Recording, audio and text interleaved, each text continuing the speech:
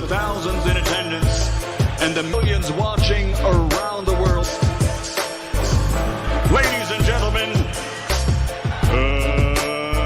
let's get ready to rumble! Yeah. What's up? This is that boy Coach Malachi Williams in the building. We back. New Media Today USA Boxing. We are back. Yes, sir. Everything is hope everybody having a good day, man. As a matter of fact, where my headphones at? My headphones right here. Hold on, guys. I literally just sat down. Like I was talking to this guy I had developing my website, and literally I got another computer right here. I have another one right here. This is the one when I first started the channel. This is the one that I used when we first started the channel, and I had to upgrade to the top of the line MacBook. You know what I mean? So not MacBook, but the top of the line MacBook. So that's what I had to do. I was just literally talking to the guy because a lot of stuff. I'm gonna give you some advice. If there's some shit that you don't have to do yourself, that you can just pay somebody to do, pay them to do it. I'm saying people who are experts in it. You don't have to be the jack of all trades. You're only one person. You're only one individual. There's only 24 hours in a day. There's only so much that you can do. So if you're trying to do 10 different things, it's going to be a whole lot harder for you to try to get things accomplished because you're only one individual and you're trying to split yourself up in order to do 10 different things. And you do a lot of multitasking. Me, I was a serial multitasker. And so I'm trying to, my mentor, taught me, look, man, you got to get away from that shit. Get away from that. Let, these guys specialize in doing stuff. Pay those guys to do it. You know what I mean? So that's what I do. I sub out a lot of shit now. I don't try to do, I can't. You know what I mean? So there's a whole lot of other shit, man. But anyway, let's give everybody a round of applause. Let's give everybody a round of applause, man.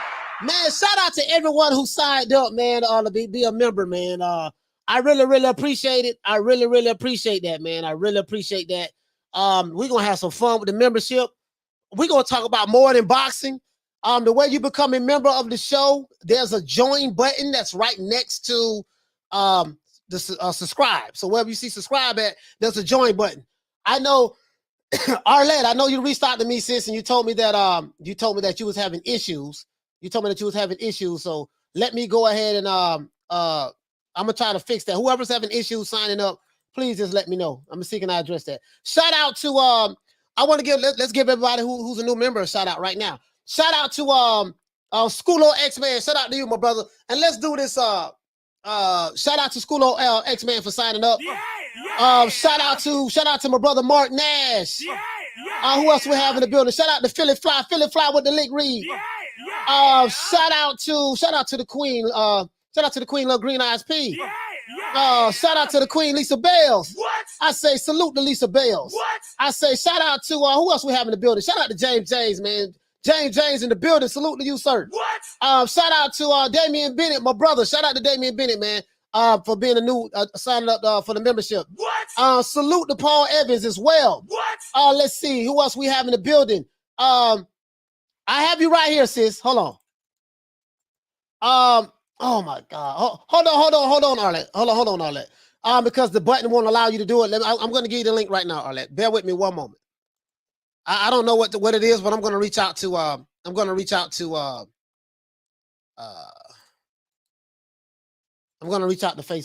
I keep talking about Facebook. I don't even be on Facebook. I'm going to reach out to YouTube, sis. Arlette, here you go right here, sis. Here you go right here. I just dropped it, Arlette. Where it says, I just sent the link, join this channel to get access to perks. Just click on that. As a matter of fact, let me click on it and see, does it work? Let me click on it and see, does it work, Arlette? Let me see something. All right. There, I dropped the link down there, Arlette. I dropped the link. Hold on. As a matter of fact, let me do this. Arlette, okay. Arlette, I got you right here, Queen. Hold on. Let me see. Bear with me, Arlette. Hold on. I want to make sure everything Gucci. All right. Arlette, I'm going to send it to you one more time. Let me drop it in the link. I'm going to add your name, attach your name to it, and hopefully that works. Hopefully this works, all that. Hopefully this works. Here you go. Anybody who wants to become a member. Anybody wants to become a member, man. Our membership's gonna be live. We're gonna have some fun. We're gonna talk that shit, but we're gonna talk about stuff more than boxing. Now, I like talking about relationships. I like talking about business. I like talking about just different issues that's going on in your cities or community or country around the world. Just a whole lot of other stuff, man. Just I have so much more to offer than just talking within the parameters of boxing. You know what I mean? Whatever you want to talk about, you can ask me anything you want. It don't matter to me. You know what I mean? I answer all questions. I don't duck no questions. But that'll be only for the membership. You know what I mean? Listen, we're gonna have a members only live shows. We're gonna have members only live shows. It's gonna be way better than the regular live shows that we have right now. It's gonna be better than that. Shout out to Adrien Big 30. Shout out to Adrien Big 30. What? Signing up, man. Shout out to my brother Mark Nash. Let's see, Knockdown 305. What? Let's see. Shout out to who else we have in the building. Let's see. I'm gonna give everybody a shout out. Shout out to James Brown. What? For the new membership. Shout out to Charles N. My main man, Big Ronald Finkley, man. Ronald Finkley been with me a long time, man. Since since the beginning. Shout out to. She said it's still not working for you. She said it's not working for you. I don't know why. I don't know why. I you know what? Don't worry about it, Arlette. If it's not working for you, I'll try to find out what's going on. I'll try to look it up and find out what's going on to get it rectified. There's no join button. Oh, there's no join button on your yeah, I'm looking at it right. Hold on. Yeah, there's a join button. I'm looking at it. I'm looking at it. There's oh, you know what? Arlette, here we go. Sorry about that. It's yeah, it should be a join button. Yeah, it's a join, like where it says edit video, analytics, join. But I just dropped the link. Shout out to all my main man, Ronald Finkley. And let's get into this. James Brown, Adrien Big 30, Mr. Pads, Punch Perfect Boxing, Smith & West, my brother Smith & West, Carl Hansen, Knockdown 305, Thomas Jones.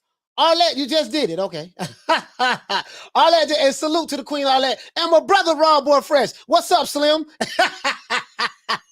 Hey, you could be 6'6", 260 pounds, rip.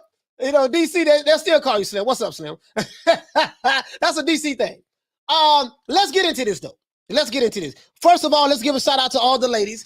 My brother Retro Boss in the documentaries, my brother Blood, man. I'm gonna what I want to do as well, I want to get with my brother because Blood knows a lot more. He's very studious when it comes to the historical aspects of boxing, certain fighters, certain matches, what went on in certain eras and stuff like that. And me personally, I think his knowledge is very, very, his knowledge is very, I want to make sure I say the right word. It's very important. You see what I'm saying? And I definitely want to tie it into, a lot of the stuff that's going on today with the sport of boxing with fighters and certain fight styles. Certain fighters who live certain lifestyles and stuff like that. I definitely want to be able to do that, man. We gotta, because especially when in this era where people be making comparisons and stuff like that. I'm like, I don't know about that, man. Back then, this is what they did, and this is the struggles that they went through. And right now you can, because sometimes they like to compare apples and oranges in boxing, and just for educational purposes, we can really educate even myself. I learned a lot of shit listening to going to Blood Channel, bro. Like for real, especially when he do those them documentaries, man, shit. That's very important. But shout out to the Queen. Shout out to the Queen Arlette. Shout out to the Queen Karma Serene. Shout out to the Queens Lisa Bells. Shout out to the Queen Miss Fit. Shout out to the Queen Bless 365. Shout out to the Queen Nick Rich. Shout out to the Queen Lady Shan. Shout out to the Queen Bad Girl TKO. Shout out to the Queen Miss Sexy. Shout out to the Queen Monica Silva. Shout out to the Queen Deborah Booker. Shout out to the Queen Love Green Eyes P. And salute to the Queen Ava. And let's get into this. Now, we do know also, man, I heard some disturbing news. Robert Easter Jr. got shot up in his hometown in Cincinnati. So have heard about that. My brother Shelton Moore reached out to me and told me that. I had already seen it. It showed up on my timeline, because I follow I keep up with a lot of the major boxing news on Twitter and stuff like that. And when you're doing research, you got to check out everything, when you do research. And and I looked up some news articles on the internet as well, on the local Cincinnati news stations. And yeah, the brother got shot up, but he's still alive. So That's a good thing. He got basically it was a robbery. It was a robbery. Shout out to the Dante's Starnes. Starnes. Salute to you, fam, for being a new member. I appreciate that, fam. And yeah, that's it. So we're gonna talk about that. Now, I have a question I want to ask, guys. Will Adrien Broner be blackballed by the PBC for telling the truth? I'm gonna tell you guys what I mean by that. Because the reason why I say that is because we know Crawford going through his situation with suing Top Rank. So a lot of people feel like, a lot of people ask me this, man. He running up on Bob Arum, and Bob Arum is the Bob father for a reason, and he ain't gonna be able to get no fights, and he gonna be blackballed, this and that, yada yada yada, because he sued big bad Bob Arum, right? All right. Now we know Adrien Broner is not suing Al Haymon, but Adrien Broner is looked upon as a problem at the PBC. The reason why is because AB, he talks a lot of shit. He calls a lot of people out. AB, he doesn't, he doesn't, play to no one else's drum. You know what I mean? He catch cases out, outside, but that's his personal life. I ain't getting involved in that. He gets in trouble and stuff like that. But a lot of people feel like, shout out to the Queen Misfit for becoming a new member. A lot of people feel like, AB, a lot of stuff, coach, you have to take care of him, and AB is the type of guy you have to coddle and handle with kid gloves, and he's, he a grown ass man. He shouldn't be allowed to keep track of his own money because he's an F up, yada yada yada. Let Al Haymon handle that, and we really don't know exactly what's going on from a financial standpoint. And I don't really like getting into that. They ain't none of my damn business anyways. But if the fighter talks about it publicly, once you release that information out on the public record, guys, it is what it is. Once you say something publicly in the open on the internet or whatever, so everybody can hear it, then you open yourself to you open yourself up to be scrutinized and be scrutinized. You see what I'm saying? So, and that's what we got going on with AB. So my question is this: we know that a lot of fighters, quite a few fighters at the PBC, they hardly fight. Some of them, they fight once a year. Some of them fight once every year and a half. And Adrien Broner has been crying out for a minute to try to get fights. Last time he had a fight, guys, was January last year. January last year, he had a fight, and he was told that he was going to be able to get multiple fights during the year of 2021. As you can see, it didn't work out that way. Didn't work out that way because based on what Adrien Broner is saying is he know that whenever they call him and fight, they have to pay him. And he doesn't want to take a pay cut. He wants to continue to get paid what he's used to being paid, right? So since he wants to continue to get paid what he used to being paid, what a promoter would do is, and that's any promoter, whether it's Bob Arum, or whether it's the de facto promoter, Al Haymon, he's not a promoter, but a promoter. What they'll do is, okay, listen, this dude don't want to take a pay cut, so we're not going to be booking him 4 or 5 fights or 3 fights or 2 fights this year. He's going to have this one fight. He's going to make his little $3-4 million this fight. But guess what? He's not going to get any more fights until next year. You see what I'm saying? So now, my question is, will they try to, will he eventually pretty much be blackballed? Because in the interview, he said, hey, man, I don't want to say too much because I'm going to be getting a call from Al Haymon. And I asked the question, why would you get a call from Al Haymon for speaking the truth? Breaking down, letting us boxing fans know, hey man, this is how this shit works. This is what's going on, right? Why would he get get a phone call? What would that phone call be about? Alleged, apparently. See what I'm saying? So now, as I said before, guys, and I broke it down yesterday, but I want to look at it again today, and we're gonna talk about some other things in sport of boxing as well.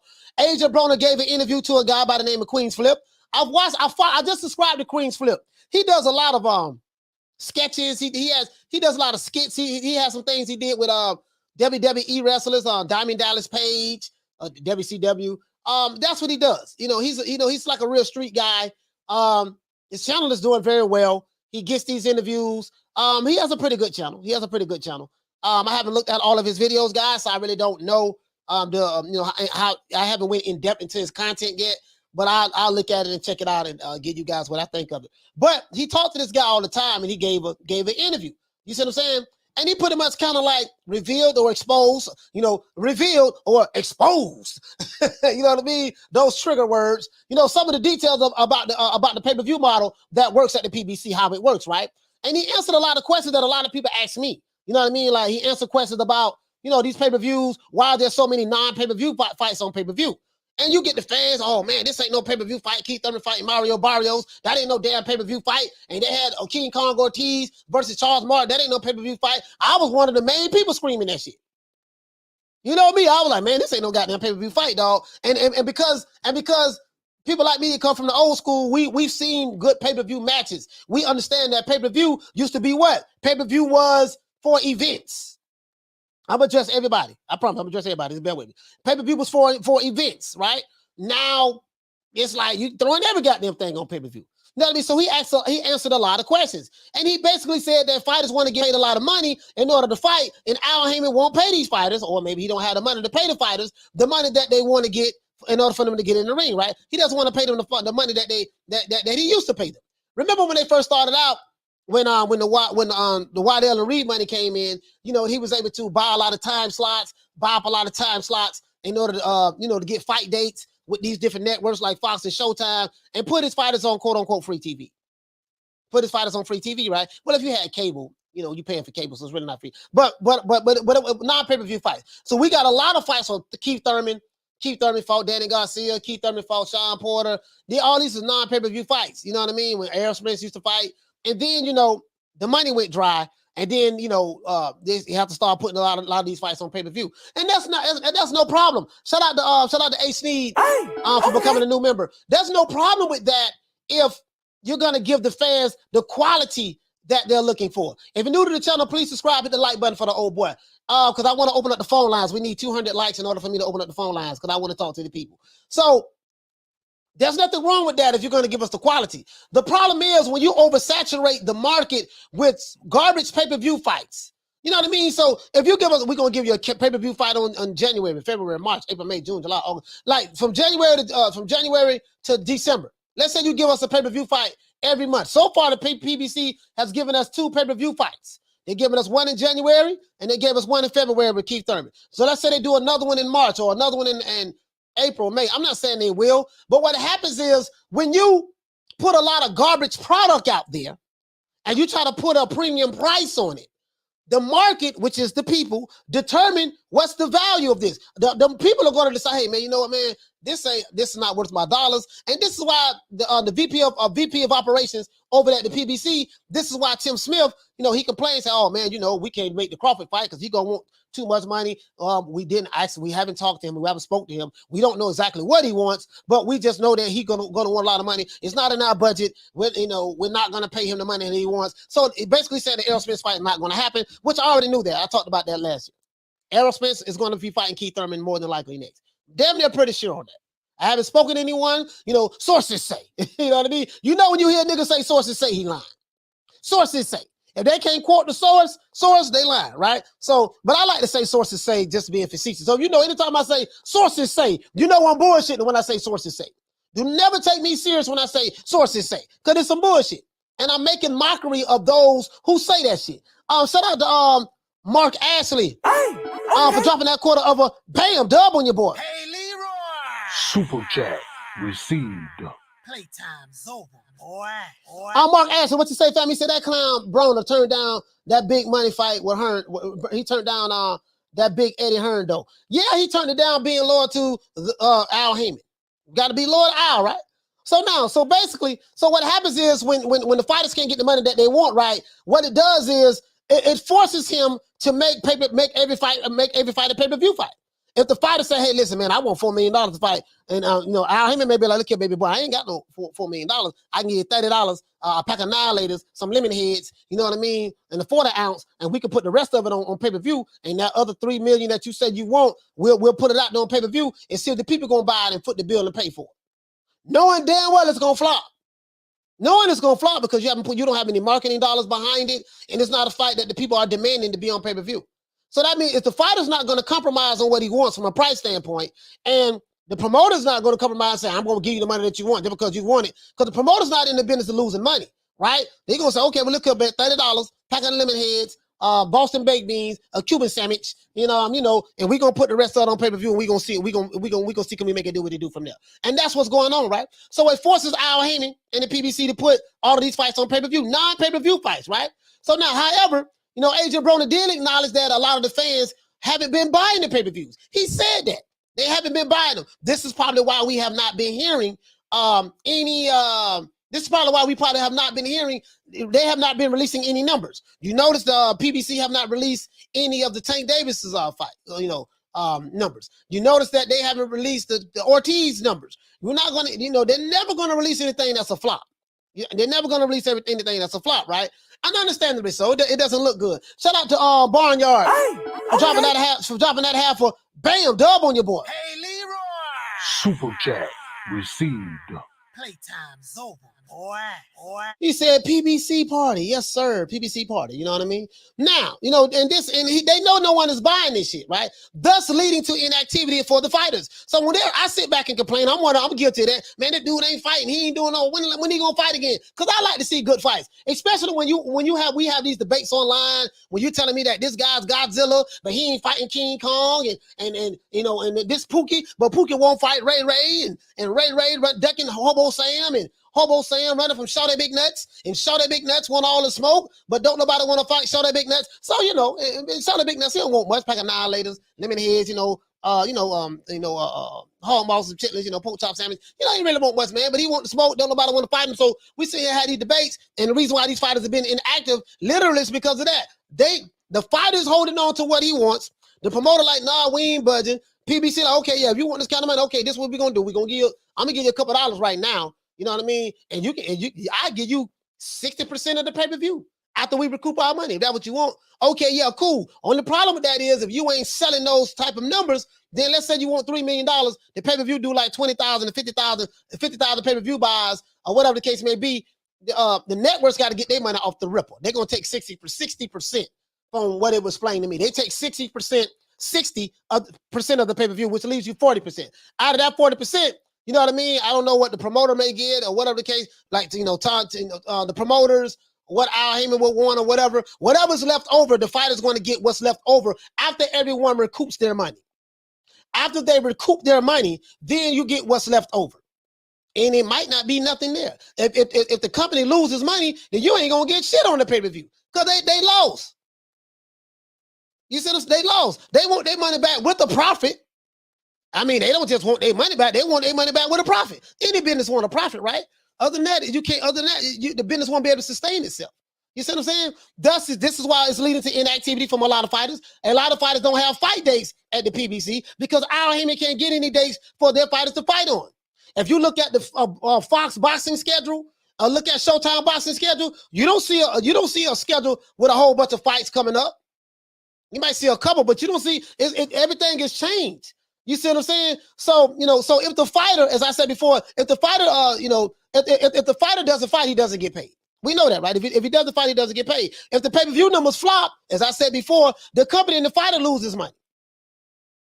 Because if the fighter ain't gonna get what he wanted, as they would say, the back end, he gonna get he bet on himself. He gonna get what's on the back end. Well, shit, if it ain't nothing there, nothing from nothing leaves nothing.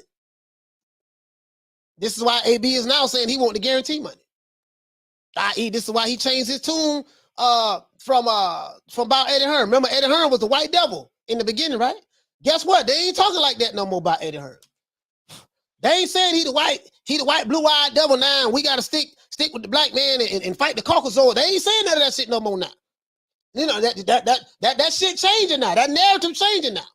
These fighters realizing, man, this shit, they're crazy, man. I ain't getting no damn fights, dog. That little $2 million I made, that shit gone. Because the promoter took 33%. I gotta pay my trainers. Al Haymon, he gonna get his cut as a manager. And then whatever left over, after I paid everybody, the IRS gotta get their cut, right? So this is why, in my opinion, all the fighters should fight guaranteed money, right? They should have guaranteed fight person. They should try to work for that now. Unless you Canelo Alvarez and look at Canelo. Even Canelo like, man, fuck this shit. Nah, dog, you gonna pay me $40 million guaranteed. You know what I mean? So it is what it is, man. But let's get into this. So I got a question I want to ask you guys with this. Do you guys feel that Broner did the right thing by educating us fans as to why we're being asked to pay $75 or even $80 for pay-per-view fights, for non-pay-per-view fights? I think he did the right thing. I hope that he won't get in trouble from the powers that be for exposing that or just sharing that with us in an interview. it took away a lot of the speculation. It took away a lot of the speculation. You see what I'm saying? Me personally, I'm glad he did it because it cleared up a lot of doubt. You know what I mean? Now, and I really mean that. Or do you guys feel that AB should just be a good boy and shut the fuck up? You know what I mean? Shut up. You know what I mean? And just follow the marching orders. You know what I mean? Shut up about what's really going on with pay-per-view at the PBC or just with pay-per-view in general. You know what I mean? For these non-pay-per-view fights. Because he hasn't been in the ring since last year. It's been a year since it's been over a year. He fought January last year. It's been over a year since he's been in the ring. So when they try to how they do will Al Haymon and them say, okay, you know what, man, this dude he's doing too much goddamn talking. If you want to fight, hey, man, we ain't got no fight dates right now, dog. I talked to Espinosa, man. You know, we ain't got no fight dates for you, man. Not for the money that you want. I can get you a fight, but that $4 million you wanted, you might have to take a $3 million pay cut. I ain't taking no $3 million pay cut. All right, baby boy, we ain't got nothing for you then. You see what I'm saying? You know, they can pretty much do them like that. They can do any fighter like that, to be honest with you. You know what I mean? So they can do any fighter like that. What would be the repercussions, if any? What would be the repercussions behind this for AB? You know what I mean? Will he be blackballed by his brother, Al Haymon? And what I mean by blackball, I mean he just don't get the fights now. He's just gonna sit on the shelf. I'm not throwing no pity parade for Adrien Broner. Trust me. I ain't throwing no pity parade. Oh, he's being oppressed. Oh, it ain't white supremacy. This is a white company with a black face. It's Al Haymon. So we ain't going down that path. If you're new to the channel, please subscribe to the like button. I need 200 likes so I can open up the phone lines. I like talking to the people. We need 90 more likes in order for me to open up the phone lines. So, what do you guys think? Shout out to Mr. Carl Gadon for dropping that quarter of a bam dub on your boy. Hey, Leroy! Super chat received. Playtime's over, boy. He said YouTube should start paying the LDBC members with back-end money. If you ain't know the crazy part about it, there's no such thing as back-end money. There's no such thing. It doesn't exist. It really doesn't exist. It was some shit that was just made up. There's no such thing as back-end money. Shout out to Mr. Calderon once again for dropping that quarter of a bam dub on your boy. Hey, Leroy! Oh, that's the same one? Chat received. Playtime's over, boy. Oh, you sent the same message. You said YouTube should start paying the LDBC with back end. Okay, you know what? I guess you paid twice. Let's go to the members. A Sneeze said agreed, coach. Jaguar Thama, salute to Jaguar Thama for becoming a new member. My brother Smith and West says I need to go find this AB interview. Yeah, matter of fact, I'm gonna drop it right now. You ain't gotta find it. I'm gonna give it to you right now. Brother. This is the AB interview, guys. Start at the 25-minute mark. Start at the 25-minute mark. Now, I know people would see, this is the thing too, right? People would try to chum AB off as, oh, he crazy. You can't listen to what AB says, all that stuff there. They'll chump it off like he crazy, but nah, he was saying some real shit. And he go to AB interview. Here it goes right here. Smith and West, here you go, brother. There you go, right. Start at the 25-minute mark. Now you can listen to the whole thing. It's like an hour and 20 minutes long, I think. Something like that. It's like an hour and 20 minutes long. I just dropped the link. Anybody want to check it out? Ronald Finkel, what you say, fam? Okay. Let me get to everybody. Shout out to the Queen Lisa Bell. She's here. Adrian Big 30, what you say, fam? He says Broner left with 25% of his purse money. Yeah, remember, it ain't what you make, it's what you keep. Thomas Jones, what you say, fam? He say, feeling better, fam. Thanks for asking. Shout out to Thomas Jones, man, hope you're feeling better, my brother. I'm glad you're feeling better. True. Smith and West, what you say, fam? He say the fun kind of deals are the PBC fighters signing. I have no idea, bro. I have no idea. Yesterday's price is not yesterday's price is not today's price. Whatever they was used to, accustomed to getting, or whatever. And this is why Bob Arum was mad. Oh man, he was mad about Crawford because he was on the hook to pay this guy. Crawford was getting paid the most guaranteed money to any welterweight in boxing. Like literally, he was getting paid more guaranteed money. Oh man, goddamn! The other fighters at the PBC, we got to wait till we get low guaranteed money, but we're gonna try to get the rest of our money from after we tabulate all of the pay-per-view sales and stuff like that. What they like to call the back end, and it's really not the back end. What it is You know, it's kind of like deferred payment or something like that. Okay, man, listen, man, I know you want $4 million. We're gonna get $2 million right now, and we'll just see what the numbers are like. We'll see what the numbers are like and all that stuff there, and we'll give you a percentage of the pay-per-view numbers. And a lot of people thought that, hey, man, he gonna get 60% of the pay-per-view. So these narrative pushing channels made it seem like that, hey, man, you know, let's say you did. I'll put my computer down. Let's say you a fighter did 100,000 pay-per-view buys. These narrative pushers was putting it out there, making it seem like the fighter was he gets 60% of 100,000 pay-per-view buys sold. That's not true. That was one of the biggest lies ever told. No, networks have to recoup their money. These people ain't doing this shit for free. They're not in the business to just give money away to fighters. No, we got to recoup our money. They couldn't even tell you what percentage they get. And I got that. I had to get the information. I had to get the information from Rick. Now, this is what percentage that the networks take off the top. They take their money off the ripple. At the end of the day, boy, listen, like my teacher taught me, commercial finance school, it ain't what you make, it's what you keep. What you keep. What you take home, right? Shout out to Ronald Finkler, Big Ron in the building. Let's see. The Queen Lisa Bells. I want to address some of the comments. Let's see. Chili Boxing says, he said their deal are like Don King's bad. Hey, man, and then not only that, and again, I tell you guys this before. I say, listen, bro, listen. I don't give a damn what race, color the individual is. We have countless stories in sports in general. When you put all your trust and faith into one particular person, if you put all your trust and faith into, remember, a lot of these guys come from the inner cities, right? They come from the inner cities. They know nothing about financing. I didn't know nothing about financing. My mother didn't teach me anything about it. You know what I mean? I didn't know nothing about finance. I mean, the only thing I knew about financing was, you know, you go to work, get a job, make your money, save it, put some away for a rainy day. But I didn't understand, like, you know, contracts and yada, yada, yada, blah, blah, squaze. So advances and stuff like that. Or we got an advance, you know, man. But you know, yeah, we gave. Yeah, I just got a check for $100,000. But they wrote me a check. They gave me a check. No, they didn't give you a check. They just gave you an advance against future earnings that you may be making later on down the line. They didn't give it to you. They want to recoup that money with interest. They want to recoup that money with interest. That's how this shit works. You know what I mean? So they didn't give you a goddamn thing. Yeah, you know, they bought me a brand new Lambo. I got a Lambo, they bought me. No. They didn't buy you a Lambo. You bought the Lambo. They just used your money. You know, I'm gonna prove it to you. When you had a fight, and that's another thing you guys probably don't know. Promoters give fighters loans.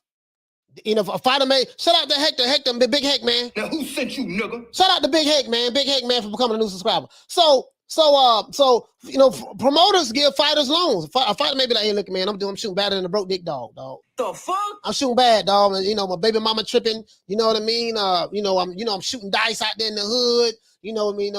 Pook and them, you know, they had hit me up for a couple stacks out there shooting dice. Baby mama got my own child support. I got 4 kids from her. Then my other baby mama, I got 2 kids from her. So child support court breaking me off real proper light. Look here, man.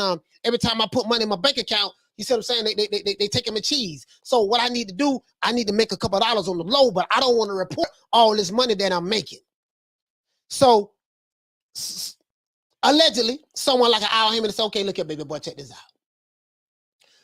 If I give you the 4 million right now, or give you 3 million right now, or give you 2 million right now, baby boy, the state gonna hit you up. You're gonna pay, 40%. You're gonna put you in this 39 to 40% tax bracket. You want to pay 40% of $2 million? Pretty sure you don't.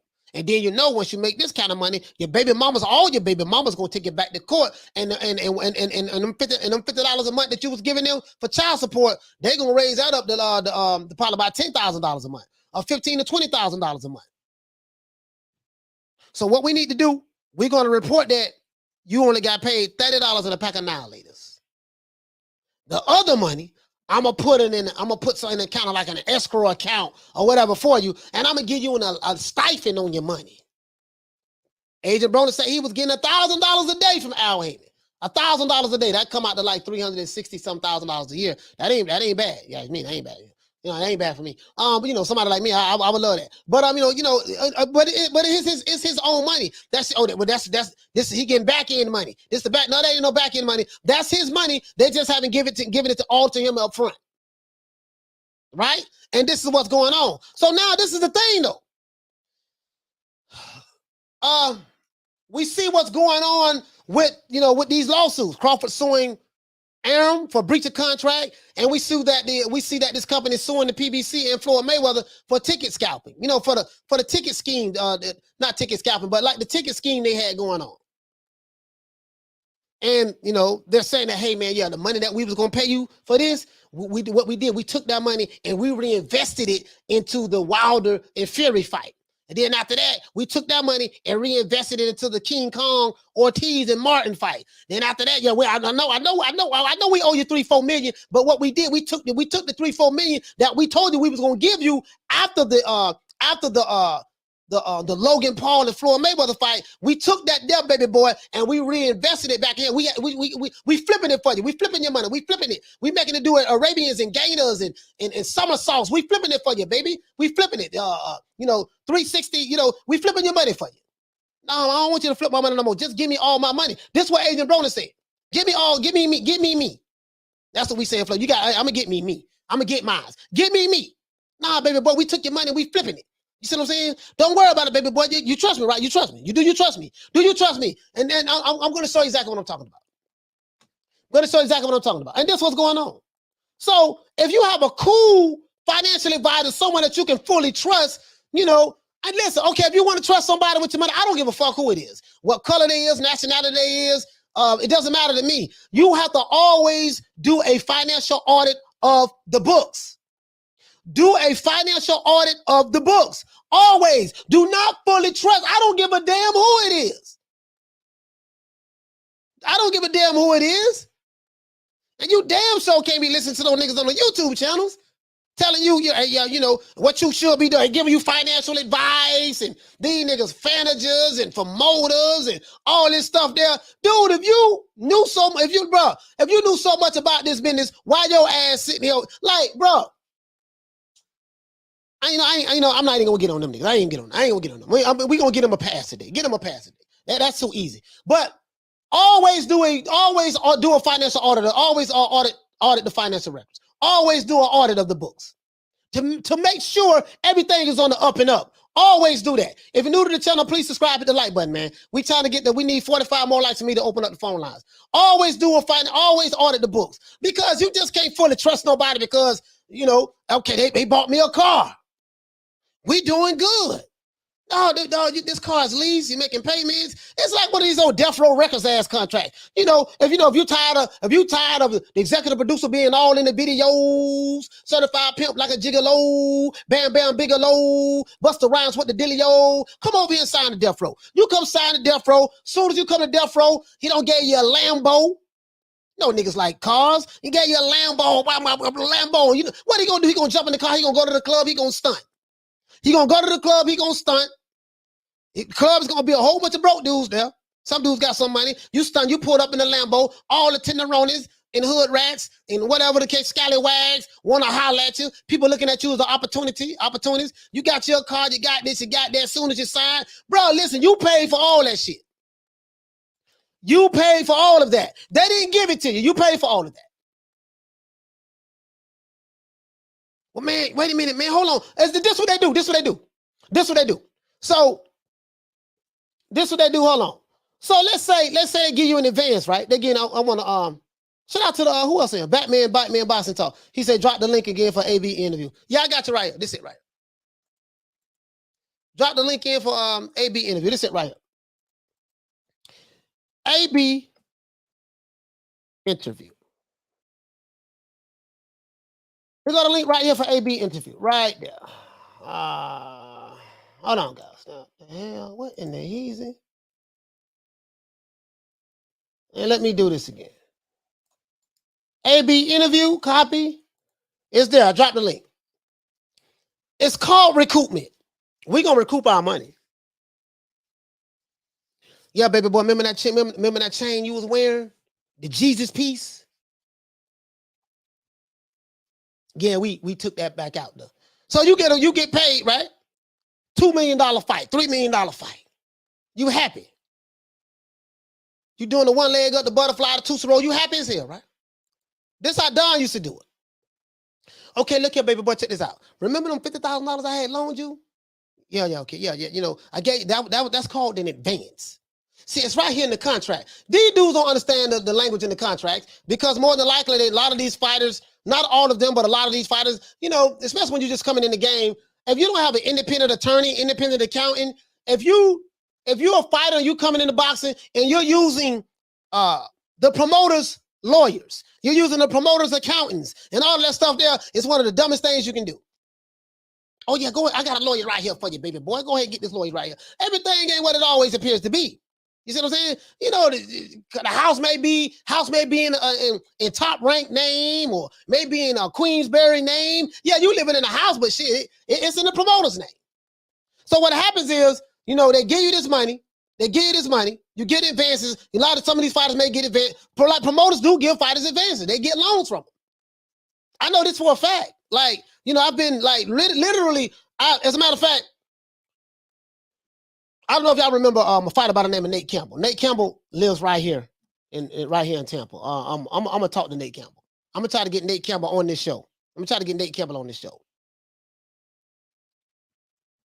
I'm gonna try to get Nate Campbell on the show. He gonna break down a lot of this shit that I'm talking about. So yeah, he got you a car. He bought you this. He bought you that. You made $2 million, but then after the $2 million, you may get a check for $100,000. Wait a minute, man. I just fought, man. I made $2 million. Yeah, you did make $2 million. But see, baby boy, check this out. Remember that Lambo you got? Yeah. We recouped the money back from that. That Lambo cost $300,000, and whatever it costs, they're gonna add another $50,000 or $60,000 on it. You know, that Lambo costs $200,000 with interest. You see what I'm saying? So we took that. So we recouped that.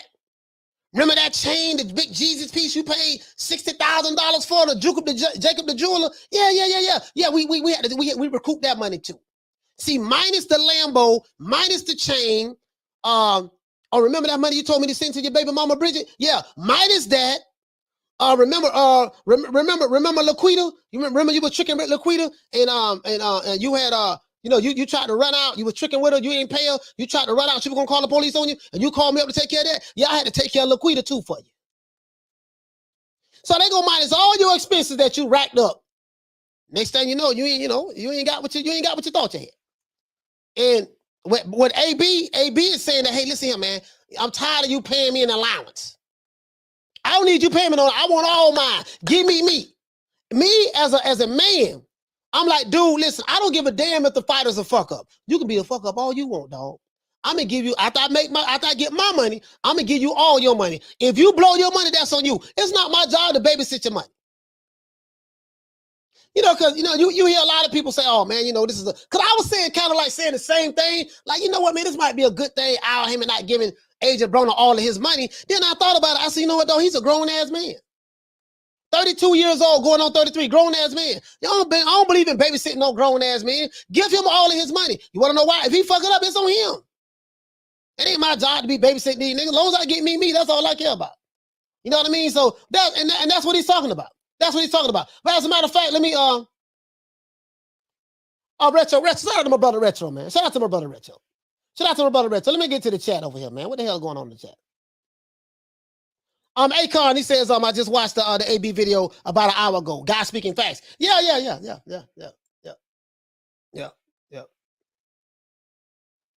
Yeah, man, for sure, man. It's like, you know what I mean? So a lot of, I get it, a lot of shit be like smoke and mirrors, you know what I mean? He said Bunny got shot last night. Yeah, I heard the Bunny got shot last night, man. I heard the Bunny, as a matter of fact, let's pull that up. I heard the Bunny got shot last night, man, in his own city. I heard some dudes robbed him.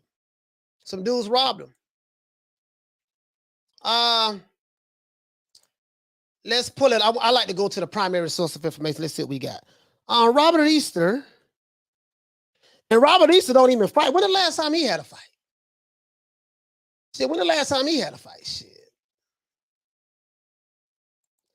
Man, when the last time Robert Easter had a fight? He said Toledo boxer. Let's go here. Let's go here. Let's go here. You know, I like to show the receipts. I like to show the receipts. Shit.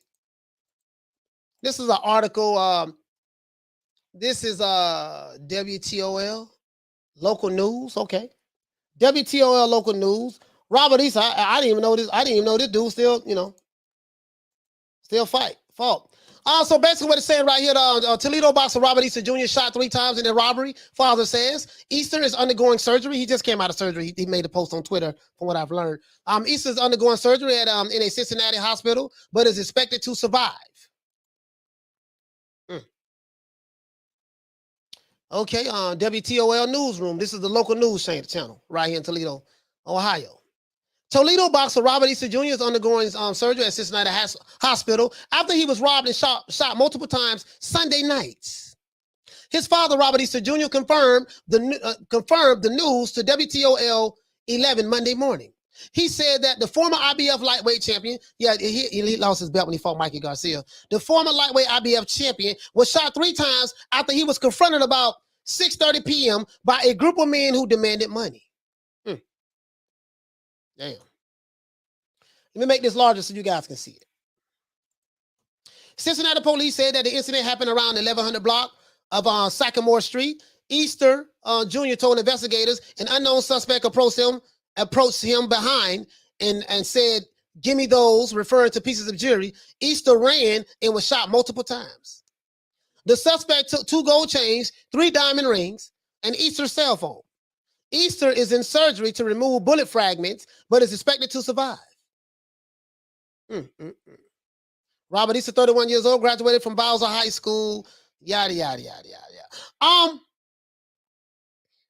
I'm going to say this because I've done some dumb ass shit like this too. I've done some dumb shit like this. Motherfucker come up to you, dog, got a gun on you, want to rob you. Give him whatever you want. Give him whatever he wants. There's no need of losing your life over some bullshit. You know what I mean? I just thank God that Robert Easter is still alive. If you're new to the channel, please subscribe to the like button. If you're older to the channel, hit the like button. We need to open up the phone lines. I want to open these phone lines up. I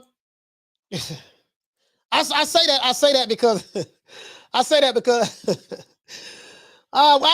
talk about it in the members, and when we do a members live. I'll let you know, guys, what day we're gonna do the members live. We'll probably do it maybe once or twice a week, something like that. I've been robbed before. Let's just say that. Been robbed before. Tried to buck the jack. And just thank God I'm still alive right now. Just put it that way. So, if somebody come to rob you, bro, don't buck the jack. Give them what they want. Get that shit to them.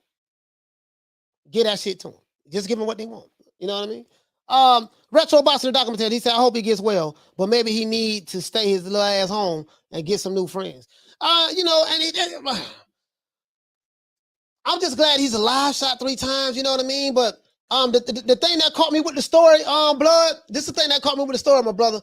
Where it says right here that, the guys came up from behind him. He said, "Give me those," referring to his jury. Easter ran and was shot multiple times. Now, right here, he was in the valley of decision. He was in the valley of decision right here. Now, maybe he would have got shot anyways. Maybe he would have got shot anyways. I don't know. Maybe he would have got shot anyways. So, who knows? But if someone come to me, hey man, put a gun on me, he got the drop on me. He got the drop on me. That's what we call. He got the drop on you, dog. Hey man, give it up. Here you go. Man, you got it, dog. You got it. You got it, dog. Oh, bitch ass nigga, I should burn you. Yeah, man, don't shoot me, man. You got it, dog. What else you got? I ain't got nothing else, man. You got it. The object is to get home. The object is to live to see another day. Now, whatever you're going to do after you get home, that's on you. But at that moment in time, your life is in danger. And if they ask you for material things, I don't know where he was at. Was he in the hood? I don't know. Because I'm not familiar with the 1100 block of on Sycamore Street. Anyone that's from Ohio or Cincinnati, I don't know where this is at. Is this in the hood or anything? If it's in the hood, you got to know your surroundings. I'm just saying, if it's in the hood, you have to know your surroundings. If it's in the hood, you have to know your surroundings. You see what I'm saying? All phone lines is open. Let me open these phone lines. We got 200 likes. If it's in the hood, you got to know your surroundings. I got shot twice. I know. I got shot in the neck. Bullet hit me here, came out right there, and I got shot in the back. By the same guy. It's not fun. But I'm saying, if you in the hood, you got to know your surroundings. That's all I'm saying. Pull a gun on me, you got it. You can say whatever you want to say to me, call me whatever you want to call me. Yes, sir, you got it. I learned my lesson a long time ago. You got it. You got it, sir. Yes, sir, you got it. Here you go. You know what I mean? You want the Nikes, you can get the Nikes too. Here you go. I ain't got nothing else, dog. You got it. If he don't have a face, if he doesn't have a mask on his face, down here. See, let me tell you something. I got to tell y'all a real true story. True story. I had a homeboy. I haven't seen him in years though. He's from Detroit. I went to when I was driving trucks. I was in a city called. I just said it the other day, man. My main man from Smith and West. I just said it the other day, man. My main man from Saginaw, Michigan. Saginaw. Back in the 90s, right? Probably the 80s too, but definitely the 90s. The 80s. No, sorry about that, the 80s. My homeboy named Mark. I ain't gonna say his last name, but this is the true story. Mark from Detroit. And he was having the game at that time, right? Mark got robbed in Detroit around that time. How they used to get you? When I say they, I mean those who have bad intentions. But they'll come to your house in a UPS truck. Before Amazon. UPS. You see UPS truck outside, UPS uniform, got a box in his hand. Smith and West, you from Detroit, you know exactly what I'm talking about. Guess what? That ain't UPS. They're coming to get you. They're coming to get you. You see what I'm saying? If they come to you and they don't have a mask on their face, 9 times out of 10, you're not going to survive that. If they don't wear a mask on their face, they coming to get you.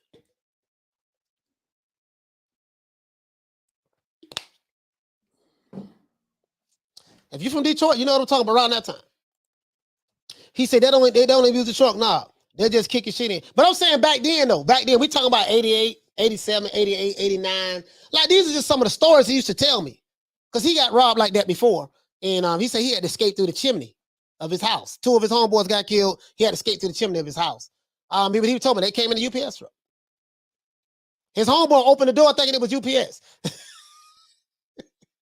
But anyways, they come to you, dog, man. Like you're a fighter, you're a boxer, celebrity, entertainer. They come to you, dog, man. Just give them what they want, dog. Give them what they want. He want the chain, get a nigga the chain. Don't try to buck the jack. Give him whatever it is he wants. Period. Because it's all about living to see another day. I want to live to see another day. That's the whole objective. You see what I'm saying? It's a whole lot of tough dudes in the graveyard. Well, he was tough, he was hard. Yeah, but he's dead. Shout out to that's my cousin. Cuzzo, Hair Hero Elite. For dropping that quarter of a bam, dub on your boy. Hey, Leroy. Super chat received. Playtime's over, boy. Man, salute, man, to my cousin. Hey, man, Cuzzo, man, you got to send me the promo code so I can promote your product on here too. It's my cousin here, man. Ever come to the Orlando area? Look up Hair Hero Elite. My cousin Von Leon. Y'all look him up. Look him up. Any ladies want to get their hair done? He's a bad mofo. Cuzzo is a bad mofo. I mean that. Know everything about everything. As it relates to hair color stuff. He's been doing this shit since like the 80s, 87, 88. Long time. Really good. One of the best. He's probably, and I'm biased, but I would say one of the best in the country. But I'm biased though. Shout out to Chick. Chick, man, for becoming a new member, man. I appreciate you, brother. Appreciate you. Appreciate you. So, I mean, anyways, R. West, what you say, family? Say that address is down the street from the casino in Cincy, coach. Hey, is that R. West? Is that the hood, my brother? Like, what part of Cincinnati was that at? Is that the hood? Is that the hood? Or is that like the suburban area or whatever? You know what I mean? Cause you know your city. Like, I'm not gonna lie. I know this. I know Miami. I know Orlando. I know Tampa. I know where to go at, where not to go at. I know high-risk areas, high-risk neighborhoods. I know the mentality of the people that lives over there. I'm like, nah, I ain't wearing this. I don't wear jewelry anyways. I don't even wear a damn watch. And it's not because I'm trying to prove a point. Watches irritate my wrist. I just don't like a damn watch. I don't like watches. And I don't lost so many of them and stuff like that. So I'm not really a jewelry guy. I'm not really. When I was younger, I went through my jewelry phase. You know, I got robbed for it, but hey, true story. I had a goddamn I had a Nissan Sentra. I had a 1994 Nissan Sentra. Black chrome rims. That only one in the city like it. Man, my dumb ass. I was watching this 1995. Mike Tyson just got out of prison. He fought Peter McNeely. He think he won that fight like 90 seconds, something like that. Peter McNeely. I think that was the Mike Tyson Peter McNeely fight. Peter McNeely fight, right? I had a cell phone. My cell phone was dead though. That's like 12:30 at night. 12:30 at night. My dumb ass. I go to a payphone. I go to a payphone right across the street from the projects. It's a corner store right across the street from the projects. 12:30 at night. I'm on a payphone. 1994. Calling the tender on it. True story. I got my back all turned. Key. Yeah, I'm finna come on over there right now. Yada, yada, yada, yada, yada. It was two dudes caught me slipping. Boy, they pulled up on me, boy. Walked up on me. I couldn't see their face. Slapped me in the head with the pistol. That's a true story. This is a true story. This shit funny now, but it wasn't funny then. Slapped me in the head with the pistol. I tried to buck the jack. Like literally, I'm trying to fight one of these dudes. Because, you know, to me, it was a natural reaction. You know what I mean? I realized in the process I'm getting robbed, though. These motherfuckers robbing me. You know what I'm saying? I'm trying to fight with one of them. Bop! Drop me. Niggas took my shoes. Right, dude was trying to rip my shirt. I had a chain on. Dude ripped my chain off my neck. I'm still trying to buck the jack. Thank God they didn't shoot me. Jumped in my car, they drove off. Hey, I jumped up, ran to my cousin's house. My cousin lived right down. This is a true story. My cousin lived right down the street. Ran to my cousin's house. They looking at me, what happened to you? And some niggas robbed me, man. God damn, you know, I had one shoe on, one shoe off, shirt ripped. You know, this is a true story. Hey, the project's right there on the corner. Man, them niggas went to the projects. So it was like 10 of us. Man, come on, we finna go over there right. We're right over there. My car was right there in the projects, but it was in an alleyway. I didn't know it was in an alleyway. Two of the dudes who robbed me was right there. I didn't know who they were because I didn't see their face. I found out later on who it was. But the moral of the story is this. Now I ain't gonna tell you what happened after that. After I found out, that's neither here nor there. But the moral of the story is this: always be aware of your surroundings, bro. My dumb ass. I was 21 years old. My dumb ass. I'm at a corner store, 12:30, almost 1 o'clock at night, right across the street from the projects, where the wolves at. Playing, and I had two EV12s. In a bumping music playing loud and every goddamn thing. True story. I am not making this shit up. Boy, I remember this shit like it was yesterday. Boy. Hey man, I'm telling you, boy. He said, come on, coach. I was tripping hard, dog. But I was tripping so hard, bro. Not being aware of my surroundings. Forgot where the hell I was at. Anybody can get it now. I don't give a damn. Listen, all these tough dudes out here, they niggas know about me. They know not to mess with me. They know what time it is. Bro, let me tell you something, bro. When they get the drop on your ass, your size ain't gonna help you. How many muscles you got ain't gonna help you. How many goons you got ain't gonna help you. How mean you look ain't gonna help you. How tough you talk ain't none of that shit gonna help you. When they get whoever they is, when they get the drop on your ass, guess what? You're gonna do one or two things. You're gonna get out and lay down. Thank God that, these dudes was like, man, we ain't gonna shoot this dude. They could have shot me. My dumb ass. I told you, I was one of them stupid niggas. I was one of them stupid niggas when I was young. He said that's where the money be near the casinos too. Okay, yeah. People, but always be aware of your surroundings though. That's the whole moral of the story. Hold on, this guy's spamming. Let me go ahead and block. I'm finna block you right now. You out here. Oh, somebody already got him. Good. I'm just saying, bro. Like, bro, this is a true story, bro. Anybody can get it. I don't care where you at. All around the world, anybody can get it. Yeah, absolutely. He said, ain't no respect in the game no more. No respect at all. Miss Fit, what you say, Queen? She said, I don't open my door for nobody. If it's an Amazon, yeah. Just drop that right there, dog. Drop that right there on the drop that right there. Yeah, just drop it right there on the porch. We'll get it. I get it. I'm 48 now, dog. So I'm like, bro, I got so much experience now, bro. I'm aware of everything. And I tell people, I say, dude, when you travel and you go to different cities, when you travel, then my camera look kind of blurry a little bit. Hold on, guys. Let me make this shit go back a little bit. Hold on, guys. I'm trying to. It was a little too close for me. Sorry about that, guy. I had to straighten up. Now, if when you traveling, going to different people's cities and stuff like that, bro. You got to be aware where you're going at. I have family that live in South Central. When I go to LA, I know who to call. Guess what? Them LA niggas will tear my head off if I'm in the wrong spot. I don't care how hard you is, how tough you is. Go to another man. Hell, forget another man's city. Go in your city in the wrong spot at the wrong time to watch what happens. I don't give a damn who it is. How big, how bad you is, how tough you is. Go to someone else's city, goddammit. And think it's a game and watch what happens. Hold on.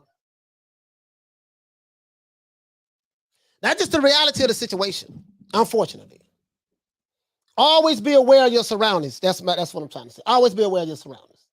Never put yourself never put yourself in compromising situations. If you have kids, talk to your kids and make sure that they don't put themselves in those type of situations. Look, always be aware of your surroundings. When I'm driving, I'm always looking through the rearview mirror. I'm always looking at cars. All right, this car, I'm gonna turn this corner 2-3 times. This car still following me. Who the fuck this is? I'm gonna turn this corner right here one more time. And if he turn right here with me, I ought to know what time it is. Be aware of people who may come up to you. Hey man, you got some spare change I can get? I know some people got like that too. Hey man, can I get some spare change? Hell in LA, I'm hearing now, man, they catching dudes, people who dining outside. Shit. I just saw a video. They showed some people dining outside in Beverly Hills. They was dining outside dining. Two dudes walked up to this couple that was sitting down, and they did it so smooth, but it was caught on camera. They did it so smooth. You sitting outside down, they walking, and people sitting there looking at their phones. The guy was sitting down. He showed him the gun, put the gun like he got one guy got behind the girl. What was sitting right here in front. Man, bro, bro, the way they did it was so smooth. Like you wasn't even paying attention. You didn't even know they was getting robbed. The lady, she gave it up quick. He go to purse, he go to phone, you can have it. The dude gave it up quick, and they just walked off. They did it so smooth, they just walked off.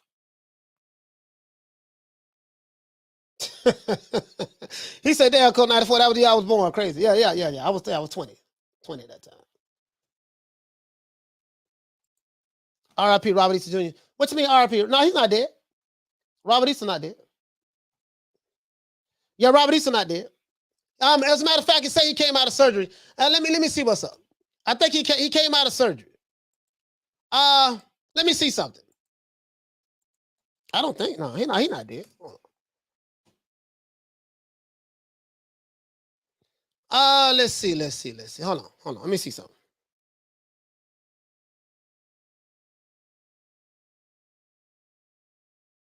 Hold on, guys. Hold on.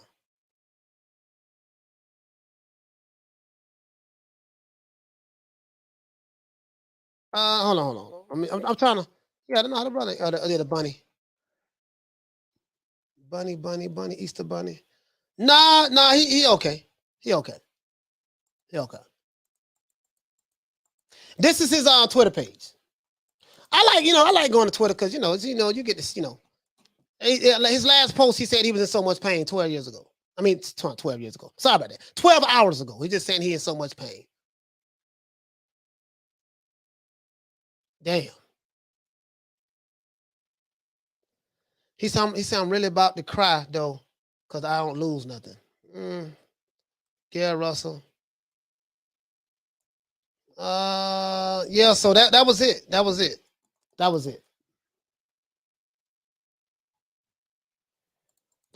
So now back to what I was saying about Adrien Broner though. But that was just a life lesson. It didn't really have nothing to do with boxing, but just always be aware of your surroundings, dog. Always be aware of your surroundings. Talk to your kids, talk to your boys, talk to your girls. It's a cold world out there, man. It's very, very vicious. Always be aware of your surroundings at all times.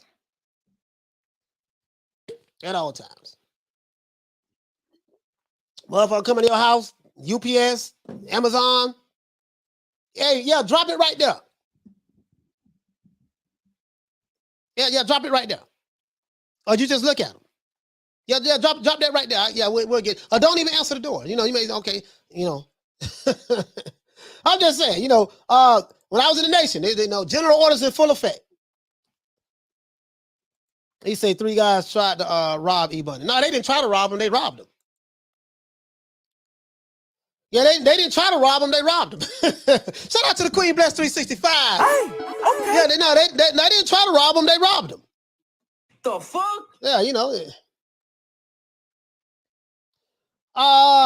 I mean? So I don't know. I'm just glad the brother.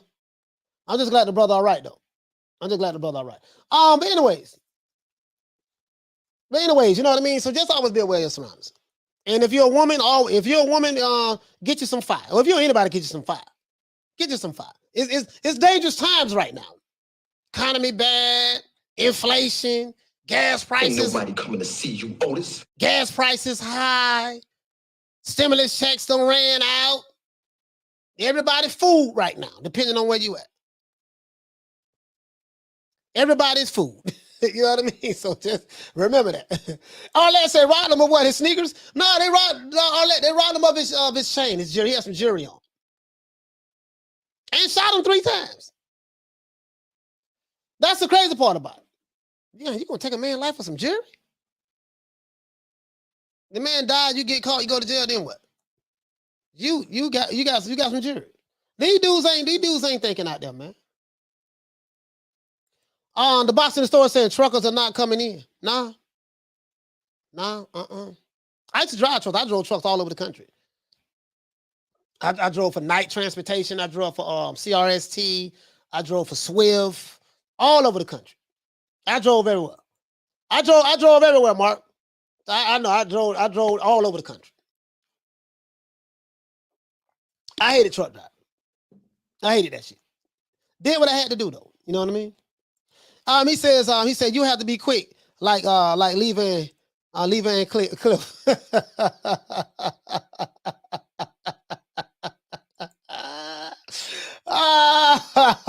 Hey, RWS, what you say? He said, why they taking the cell phones with all that tracking technology in them? I have no idea. Dudes, I be thinking, man. All I'm saying is, if you're in a position to where someone get the drop on you, give them whatever they want. Listen, this is how I live. This is how I live my life. When I walk out my door, my job is to make sure that I get back home the same way I left home. And then one good thing I did get out of the nation was be security minded. Being a lieutenant, be security minded. General order number 1 to take charge of my post and all temporal property in view. General order number 2 to walk my post in a perfect manner, keeping always on the alert. And when you're walking, when you're out, you always on the alert. Your head's supposed to be on the swivel.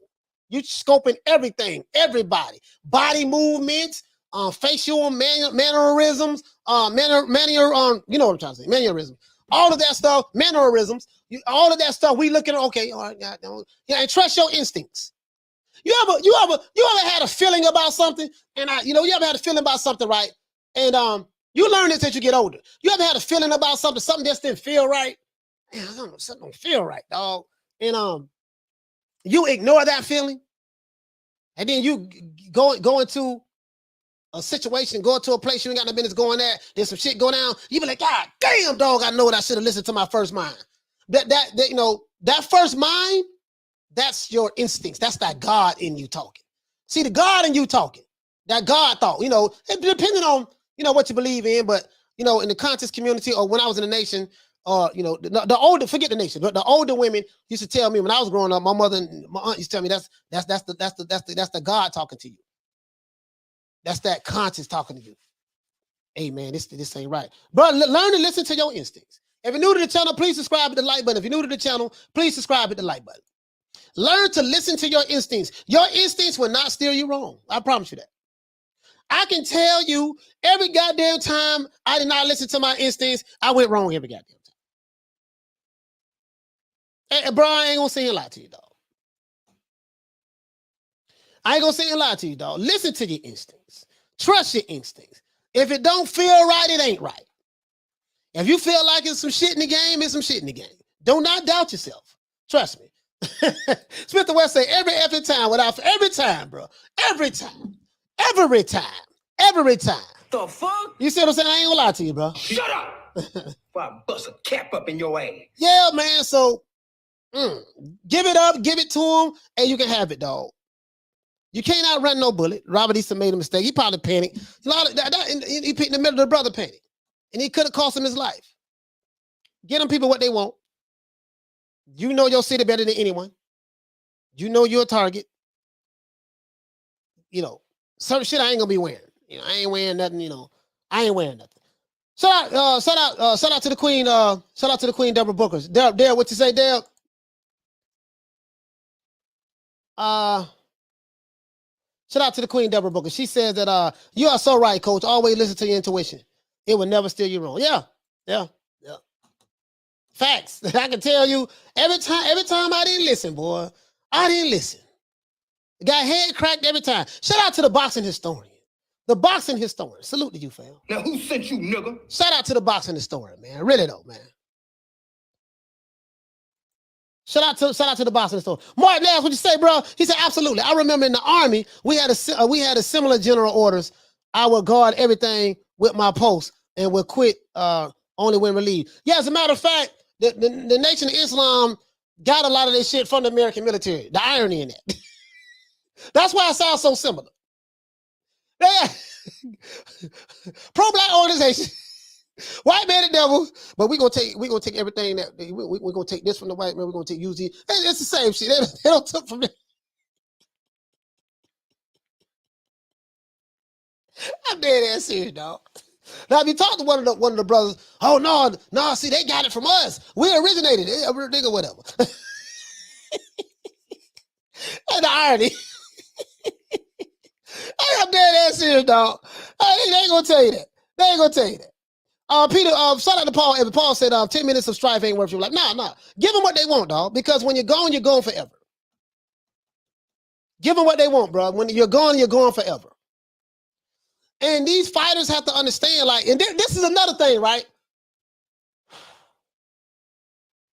I'm not gonna say no names because I don't want nobody thinking I'm trying to throw people under the bus. I'm not gonna do that. But we have certain fighters who live a certain lifestyle outside of boxing. They party all the time, hanging with 20, 30 dudes in the club. You see, they got video footage of them in there drinking and, you know, doing this with this dude and doing that with that dude and yada, yada, yada, yada, yada, yada. Dude, out of everybody in this crew, you the guy who got the money, the bag, or the fame and the notoriety. When you out about at nighttime drinking, unless you in an environment that you can control the environment, when you're in a club setting, you really can't control the club setting. Because you have many different personalities that's surrounding you. Hell, you might have people that's in your crew that's plotting on you or whatever. Now, I'm just saying, you know what I mean? You know, you got to understand the situation, dude. You're an athlete. Your life is different from the average person. Don't put yourself in these situations, being in these clubs, drinking, partying, hanging, you know, because, bro, like, you have a sense of security because you got a bunch of guys with you, but it might be some guys that's around you that they might not be with you, but they're part of the entourage. They may not be as close to you as someone else, but they're part of the entourage. You don't know what the dude who you got to always buy a drink for all the time, or who, you know, who want to get next to you and take the selfie like this here and post it on the ground. You don't know like what. I'll just say this. This for any athlete, any person, whatever. Don't put yourself in those situations. That's all I'm saying. That's all I'm saying. I ain't gonna really get too much in it. Shout out to Lonnie Laughlin. What's going on, my brother? My brother Lonnie Laughlin, man. The fuck? Shout out to you, fam, for becoming a new member. Appreciate that. Mark Nash says, bro, I like Easter, but he's out boxing out here living the rapper's lifestyle. And this is what we seeing. And you know what, Mark? This is what we seeing though. We seeing this from a lot of some of these fighters. They want to live rappers' lifestyles. Drink, party. If you're doing all that shit, you ain't paying attention to your money. You're not paying attention to your money, right? If you're doing all that. Not paying attention to your money. You can be taken advantage of by a financial advisor. You know, you ain't doing all the things you're supposed to do. Treat it as a business. Treat it as a business, right? You have to treat it as a business. You are a 1099 walking business. You make money from fighting. You make money using your hands. That's how you make money, using your hands. 20 niggas with you, they just there to freeload off of you. You paying for everything, everything on you, you balling, everything on you, right?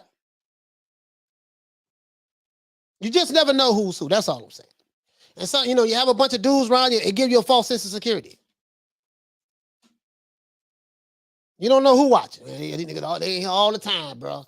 Yeah, he got 20 dudes, yeah, we can get him now. You know, it's like, bro, that's all I'm saying, man. You just gotta have some. You gotta have some common sense, bro. And at nighttime, you definitely gotta be especially watchful at night times. General order number 12.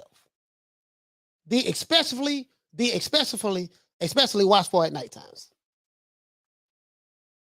When it's dark, the thieves come out at night. The wolves come out at night. Opportunity presents a thief. A man who does not have an opportunity to steal considers himself an honest man. So when the opportunity presents itself, you never know what someone may or may not do, depending on what the circumstance is. If the opportunity presents itself, you just never know. What do you say? Hey, what you say? ABB iced out. Iced out. You know, I'm blinking. Look at my Jesus piece. Look at this. Look at that. Yeah, they iced out. Dude, you just a walking target. Dude, you have to walk into basically when you're going out, if you're a fighter, you like to get drunk all the time. You like to be in the clubs, hanging out with rappers and hanging out with all your homies and being inebriated and stuff. Bruh, wearing your ice. Bruh, understand you are a walking target. Understand that you are a walking target. You just made yourself public enemy number 1, 2, 3, 4, and 5. The stimulus checks is gone. People broke. They ain't got no money. They, and all they see is you in the club. This nigga in the club, he think it's sweet in here. And that envy, you never know, envy and jealousy, you just can't put yourself in certain situations. That's all. Smith and West he said, shit, I got robbed 6 p.m. in broad daylight on the basketball court. You can and will get caught slipping anytime. Hey, I got robbed twice. I got robbed, I told you about that, the carjacking. I got carjacked at the payphone across the street from the projects.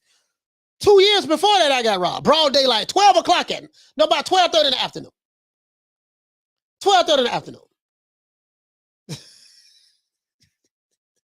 Pistol whip. I tried to buck that jack too. I got robbed twice, tried to buck both jacks. Got pistol whip. Trying to buck. Got a concussion, caught a concussion too. Dude beat me with a pistol, I caught a concussion. Did not know who I was, where I was at when I woke up. Ambulance came. My mother was out there. My stepfather was out there.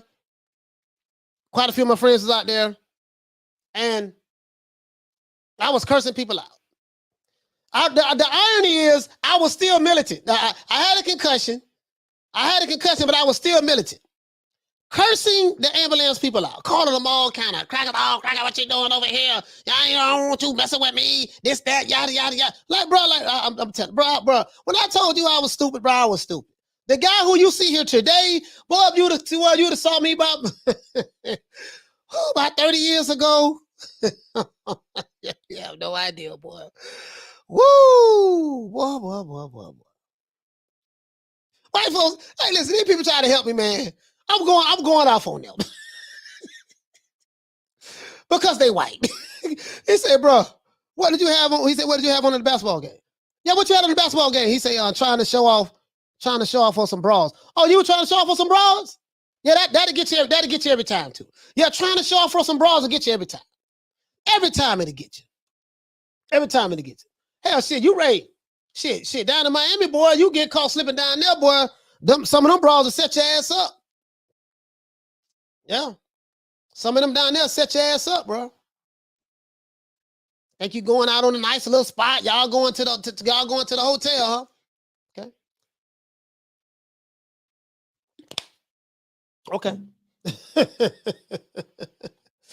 No, he didn't die. He alive. He good. I just showed you the Instagram post, Mark. He just posted this 12 hours ago. He's saying so much pain. Probably when he just came out of surgery. They're probably gonna have to like put some more, morphine him up, They're probably gonna have to morphine him, give him some morphine or something, Mark. As a matter of fact, let's look and see what's this what I like to talk about, like in the members only, when we do our members only lives. I like to talk about just other things outside of boxing. You know what I mean? Just life, real life stuff. Talk about business. Let's talk about, you know what I mean? And we can always tie it into the sport of boxing. You know what I mean? But that's just what I like to talk about, man. I honestly, I do. You know what I mean? Honestly, I do. Hold on. Let's see what do anybody got any? As a matter of fact, wait a minute. Let me see. Did he say anything about it over here? And then this is the thing. Hold on. Robert Eason, when the last time he had a fight? He hasn't fought in a while. Robert Eason hasn't had a fight in. Let me look him up, man. He PBC, right? Robert Eason PBC. When the last time he had a fight? No, he ain't making no damn money. Cause hold on. I hope he like have some money invested or whatever. Let me see.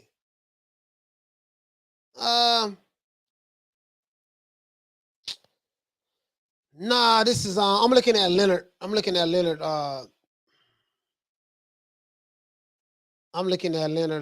Leonard. He said anyone with the brain knew that he was just talking bullshit. He's been off. Okay, he ain't talking about nothing.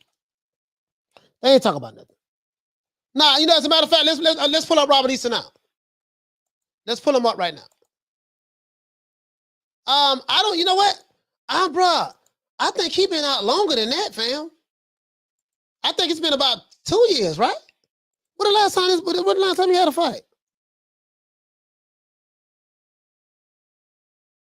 You know, I mean, Robert Easton wasn't, he wasn't making no bread like that. They just showing I'm just showing all these reports where he got robbed.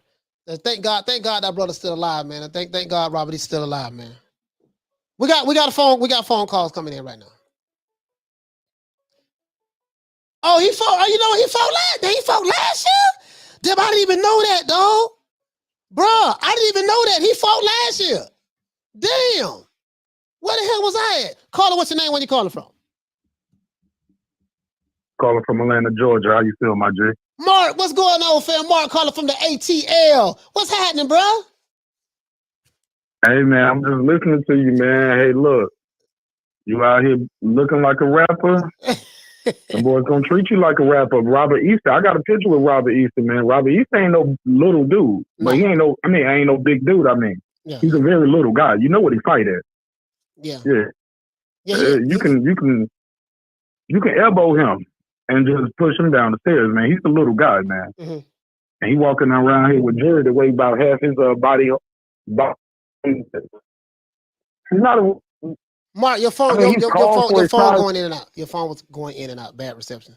I'm gonna hang up. I'll call right back. Okay. Yeah, man, you can't. You know what I mean? It's like you don't want to put yourself in these certain situations. You know, you get what I'm saying, bro?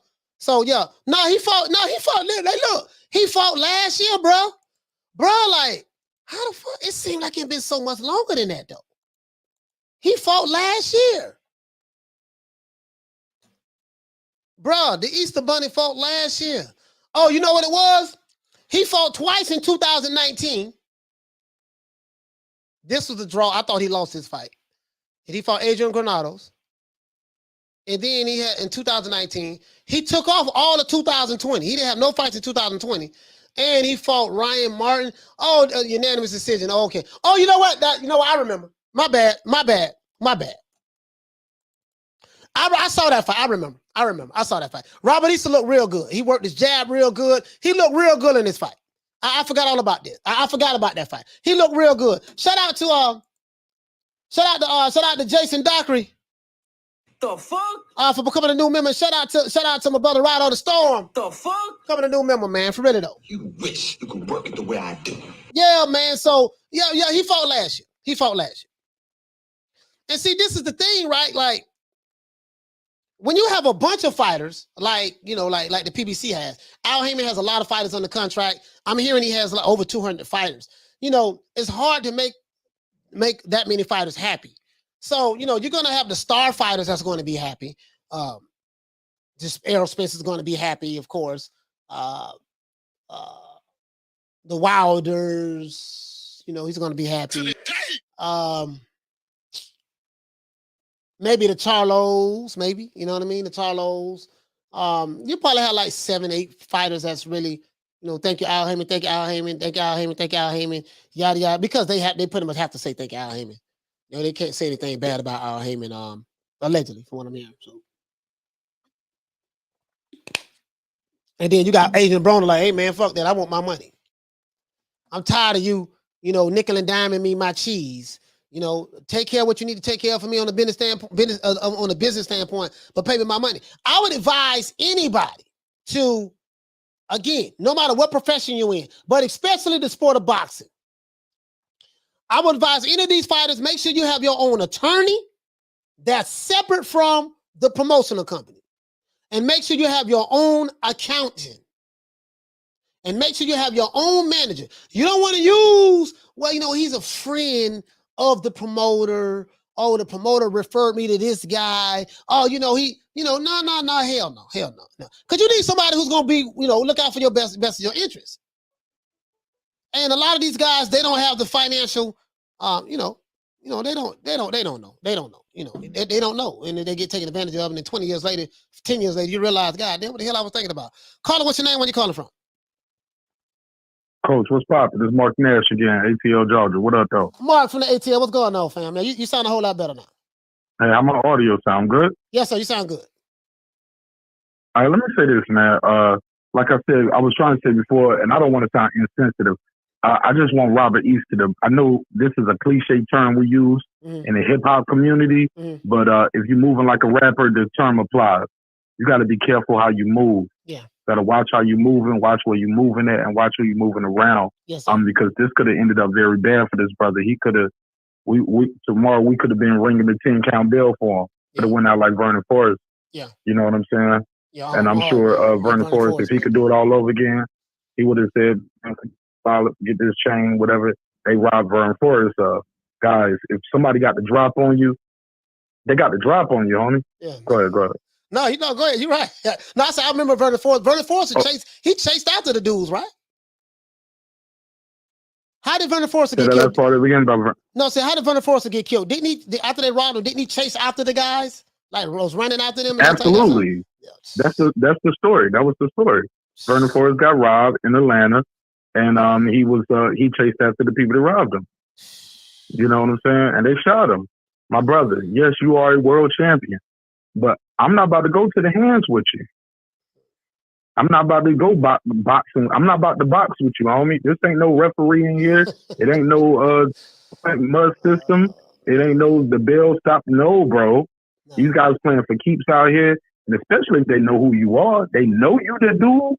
They know you knock niggas out for a living. Excuse my vernacular. You know what I'm saying? But come on, bro. Yeah. Like, bro, they not about to box with you, Robert Easter Jr., Vernon Forrest. Yeah. They want to take your life. Yeah. And the crazy thing is, sometimes some people, the hate and the envy is so deep, especially in your hometown, your home state. Even after I got the drop on you and I got the goods and I got everything you got, I still want to take your life. Yeah, yeah. Just because the hate it just be so heavy in your hometown, because they can't escape the hate, man. Because it hurt me. I could beat his ass. He a little nigga. Like, why is he getting millions? You know what I'm saying? Yeah. But go ahead, coach. No, it hurt me. It hurt me when I found out Young Dolph got killed. I was like, man, God. And then the fact that the dudes who killed him was a part of his, you know, he probably didn't like. I ain't know he had personal interactions with them, but this dude was in his videos.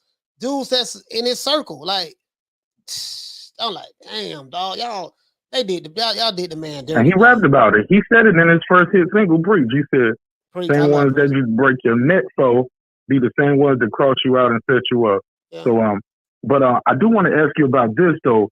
As far as this AB situation, and I don't want to bury the lead on the title here. How do you feel about people not giving any credence to what Adrien Broner says because of his quote unquote, I guess you would say, checkered past? I think those things aren't. I think we're mixing two things up, and we're trying to say where he don't have. I think he has more of a valid voice in this situation because he's Adrien Broner. He is being honest with you. He's the guy out there with the OnlyFans. Put his own OnlyFans out there when people try to store them.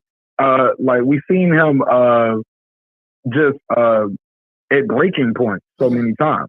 He has been vulnerable. He has been honest. And I heard people say, well, he been on certain shows talking about he lost all his money. Okay, that's more of a reason why when you start losing all your money, you start going through the couches. Yeah. Start going through the car seat. Trying to look for every change. You gotta be like, hold up, everybody who owed me some money, I'm putting you on blast. I need my damn money. Mm-hmm. He is acting like somebody owed him money. What's your take on that? And I ain't gonna hold the line up, but I appreciate the opportunity. Yes, sir, man. Shout out to my brother Martin Nash, man. Y'all please go subscribe to Martin Nash channel, man. Listen, I'm gonna tell you right now, Mark. Just be on the listen up. I'm gonna tell you right now, Mark. This is my take on it. This is my take on it right here, Mark. The people who push certain narratives, they have to stick to the narrative. Because AB is saying something that's counter to what they've been wired to believe in their brains, that, well, we ain't got to take what AB saying as credibility because he's known for messing up sometimes and this and that. What the fuck does that have to do with the truth? What the fuck does that have to do with the reality of what he's talking about? That doesn't, then what he's been through, he's breaking down, hey, look, this is why certain things are going the way they go here in the sport of boxing. This is what it is, and he's on the inside. So, and what happens is these guys got to cover their ass for some of the shit they've been saying. And it's confirmation. It's confirmation bias. Carla, hold on for a minute. It's confirmation bias because what AB is saying does not confirm what they already want to believe or been programmed to believe. In their mind, they have to find a way to discredit what AB is saying. Even though he's a perfect example of what's going on, he's living in it. You see what I'm saying? And he's living in it. No one knows it better than he does. On that side, he's on that side of the fence. You know what I mean? And you might say, well, other fighters, they ain't saying this, they ain't saying that. Of course, other fighters ain't saying it. You know what I mean? Because other fighters probably ain't got the heart or the courage to say what they want to say. Other fighters probably can't stand in the square and say, what AB is saying. AB ain't like them other fighters. He gonna say, look here, man, this what the fuck going on. These niggas gave me allowances on my money. Them other fighters might be cool with that shit. Some of them. And a lot of those other fighters, shit, they got NDAs. They can't say nothing bad about Al Haymon. I mean, these guys don't know. You know what I mean? So no, man, AB has credibility. Damn what he been through. Damn whether you like him or not. Damn because he's saying something that's contrary to the narrative that you want to believe from certain YouTube channels. Damn all of that. You know what I mean? The man dropped some shit. Now, whether you want to believe him or not is up to you. I can't make you believe him. I believe him.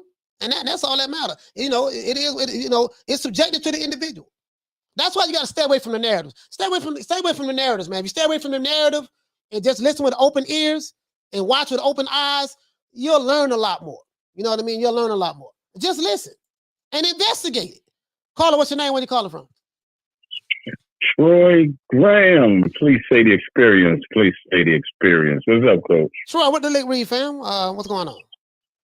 Yeah, I don't want to speak too much on what's the brother name who got shot? Robert Easter. Go ahead. Speak on what you want to talk about. Go ahead. Yeah, because see, I wasn't there, so I don't know the whole situation. I just wish him the best and hopefully he'll recover. Yes, sir. But what you're talking about with these fighters and their contracts, this is why you should take the time to really learn the business before you get involved in this. You should study history because the information is right out there of a ton of fighters that have gone through exactly what these cats are going through now. And it's not exclusive to black fighters and black athletes. All athletes go through this. So it's not an exclusive thing just to black athletes. But you got to take the time to actually, especially when you're in boxing, you have to realize that you are the business. Boxing is just a vehicle. You are the business, and no promoter or manager can tell you any different. Because without you, there's no money moving. There's nothing being made, and that's the mistake they made. They come in blind, and they listen to these sugar tongue dudes talk to them about making all this money and blah blah blah blah blah, and they don't study. They don't study like you talked about, all the lessons you had to study when you was in the nation and all that. Yeah. It's all about studying. And that's why, and listen, if you're a hustler on the street, then you should know that going into a business, you should know that business just like you know the hustle business. Mm-hmm. It's just a different hustle.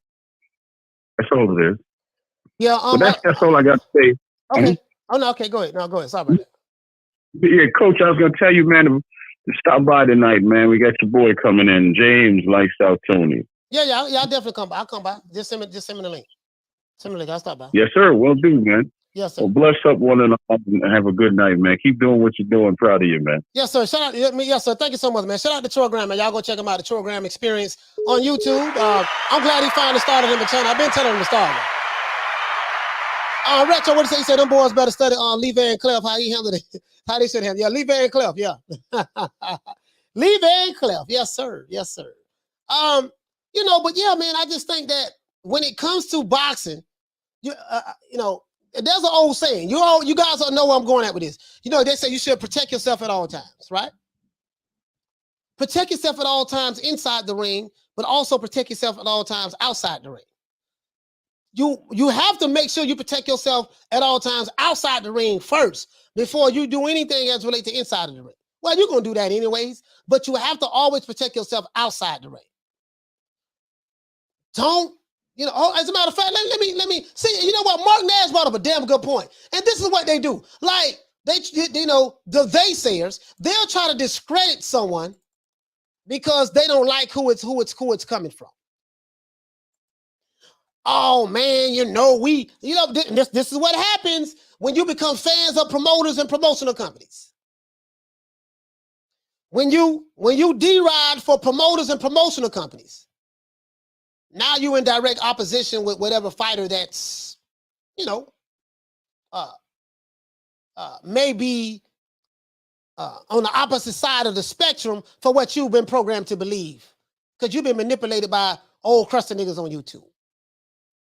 Right? And this is what it is. I call it the old crusty nigga syndrome. Nigga meaning ignorant person. So let me read to you what AB said. And I remember when he posted this, so it was some people in the chat was saying, you know what, man, maybe Al Haymon, you know, AB is an F up. Sometimes, you know, you just can't be chumming people off. They just an F up. We, you know, like, nah, that don't mean that what this dude is saying is not true. Caller, what you saying? Where you calling from? I'm gonna read this what AB said. Block Boys Entertainment. What's good, son? Who's this? Caller, what's your name? Where you calling from? Block Boys Entertainment. CEO. Oh, what's going on? Oh, Block Rob Boy Fresh, what's going on, man? Man, I think what we got. I think a lot of people got it miscombobulated or discombobulated with what AB is saying. AB is not saying he got wrong. No. What the problem with PBC is a fucking Ponzi scheme. You get into a Ponzi scheme and they can't get you no money. That's all it is. He agreed to get his stipend, get $1,000 taken out his fucking, get $1,000 sent to him every day or however they do it. I mean, some people get it bi-weekly, some people get it weekly or monthly, however he got it dealt with. And at the end of the day, that's part of the Ponzi scheme. You dig? So it's not Al robbed anybody. Al got a way he do business. And the business part of Al is, look, you're gonna get this amount of money right here. My investment company is gonna invest whatever percentage you give it to me, and we're gonna give you the money like that. Yeah. So with AB Nick, you dig what I'm saying? Yeah, he agreed. And so now AB done he agreed to it. He agreed to it. It is what it is. It's not that AB got robbed or he don't know his paperwork. AB probably outspending his budget or whatever the fuck he got going on with his life. Yeah. And then now the problem is what he should have did was get guaranteed. He got a guarantee. See the way PBC work is they got a tier. And it's like any company it's like any investment company you put into. You dig what I'm saying? Like you put in a certain amount of money, you hit a tier. AB is at a tier. The way AB is talking about originally is AB should have been grandfathered out. That's why he was so upset with Floyd. And that's why he's upset with Al, because Floyd got grandfathered out. So AB feel like he should be grandfathered out because he's been with Al for so long. You did. When you say grandfathered out, are you saying that he grandfathered out, meaning he can take his money and do what the fuck he want to do with it, and that's where the problem is coming in at. Oh, as a matter of fact, while I got you on the phone, I'm gonna read this. This is what he posted on his Instagram last year. He said, Al is on some real shit. I know what I'm going through, but he said, but at this point, you handling me like I hit licks for you, sending me $1,000 to $1,500 a day. If I want to spend $1 million, I should be able to, because I made it. I know what I owe, and I told you to pay it. Get me some more fights so that I can make me some more money. You got me out here. He said, you got me out here ready to go get 100 to 200 pounds of weed, bro. On God. I would never F you. I would never say F you, but stop playing games with my M&F and money. Give me all of my money, bro. And then he says, stop playing with me, bro, on God. And stop calling me, nigga. He said, I ain't trying to talk to you. He's talking about Al Haymon. You cannot talk or finesse your way out of this. Give me my money. And that's exactly what's going on. He felt that he should be grandfathered out, just like Floyd was. I know for a fact Floyd was grandfathered out. But at the end of the day, it's several other fighters. I don't know firsthand who is. It could be Leo. It could be whoever. But at the end of the day, they gotta make the fight. Now, what he fucked up is he don't have anything on paperwork saying that they can give him all they can say is we guarantee you this amount of fights, but he can't guarantee fight dates. Yeah. That's what the problem is. Yeah. You dig what I'm saying? So the problem with, I hate to go full circle back with Bud. Bud's main thing isn't even about the race. It's about you owe me a fight and you owe me 3.5 plus the 1 million vids. You dig? Yeah. That's what breach they owe. It is so. Yeah, and that's breach of contract because they owe him a fight and they owe him the 3.5 plus the big. Where the difference is, AB ain't got a deal where they can set him up with a certain amount of fights. Not only did they fuck AB on this, and this is where the problem coming at. They advised him to turn down several other fucking fights. I mean, several other financial packages. So they advised that man to turn down $40 million from Rock Nation. I spoke to Mighty Mo Hooker. Mighty Mo Hooker is still living good off his Rock Nation deal. He signed that shit several years ago. You dig what I'm saying? Bro, so it's yeah. Nah, just you saying that, and I think about the opportunity that Wilder had. What it was the $100 million or $120 million contract. And Shelly, I got the interview with Shelly Finkel said, yeah, the deal was real. We turned it down because the deal was real. Yeah, Shelly Finkel said that. Deontay Wilder was standing right next to him. Exactly. He said, yeah, we met with the president of the zone. The deal was real. He said, we just thought that I told Deontay, we just thought that he decided to bet on himself, and we think that this money can this fight can be a lot more worth later on down the line. And we see what happened. We see what happened. So and you see what happened? They turned around, gave Wilder all that money to fight Brazil, and what did it do? It bankrupted the motherfucking Showtime budget. And they cut him. They dropped him right after that. They didn't drop him. It fucked up the budget for all of the Showtime fights because they had to pay Wilder $10 million. Yeah, but but let me ask you a question. When Wilder fought Fury, Brazil. No, that's Brazil. But I'm saying he fought Brazil, and then right after that he fought Tyson Fury. Was that on Showtime? The second fight on Showtime? That was Showtime. They made it. See the problem. What they were going to do was they were sending an offer to him to fight a 4-fight deal, $100 million, $100+ million. Mm-hmm. And they didn't like it because Lou DiBella, the one who fucking pretty much negotiated. That's how Al and Lou DiBella got their little system, their little situation. Yeah. But at the end of the day, they came what had happened was the motherfuckers had to pay Wilder all that money from the Showtime budget because they trick bagged him to turn down the DAZN money. Mm. You see what I'm saying? And they had to trick bag Ortiz, and that's why they had to give Ortiz that other pay-per-view fight. No, you know what? You know what? Smith and West, you're right. Smith and West saying, no, that was Fox. The second fight was on Fox. I think, in my memory... No. That Brazil... No. Brazil... The Brazil and Wilder fight was on Showtime. No, I'm not talking about Brazil. I'm saying when he fought... When he fought Fury. He fought Fury on Fox. Because I think after that Showtime dropped. They dropped Wilder. Because they fucked the money up. They fucked the budget up, and they didn't recoup. That's what I'm telling you. So they bankrupt that. But they went to Showtime. They got Showtime. They trick bag Showtime. Steven Espinoza to pick up that fucking fight. Because remember, they offered Wilder. $20 million. Well, we didn't give a fuck who you for. Okay. And so he said, "Nah." What does okay? What is this? But what? Yeah. Okay, as of late, the Adrien Broner though. So what you're saying is because what I'm telling you is the way it relates is because you have these fighters turning down these opportunities, just like AB turned down the Rock Nation deal, just like AB turned down several DAZN deals. And so what's happening now is Wilder came up because he got the Fury fight, but he still wasn't going to worry about it. It's just one of many fights that, they had to turn, and that's why AB is making a fuss because he wasn't able to find a Fury to help pad his pockets. You did? So basically, yeah, I got you. I gotta let you go. Shout out to Ron Burfest. Yeah, it's all good, Slim. Yeah, shout out to Ron Burfest for calling in, man. Thank you so much, my brother. Ron Burfest in the building. Grimlock. Grimlock, what you say? He said, y'all breaking commandments, coach. Hey, Grimlock. Hey, Grimlock. No, I get what you're saying, though, as it relates to, you know, commandments and stuff. But no, that's just the way the kind of conversation with, you know, I'm talking about AB. Just basically piggybacking off of what AB said right here.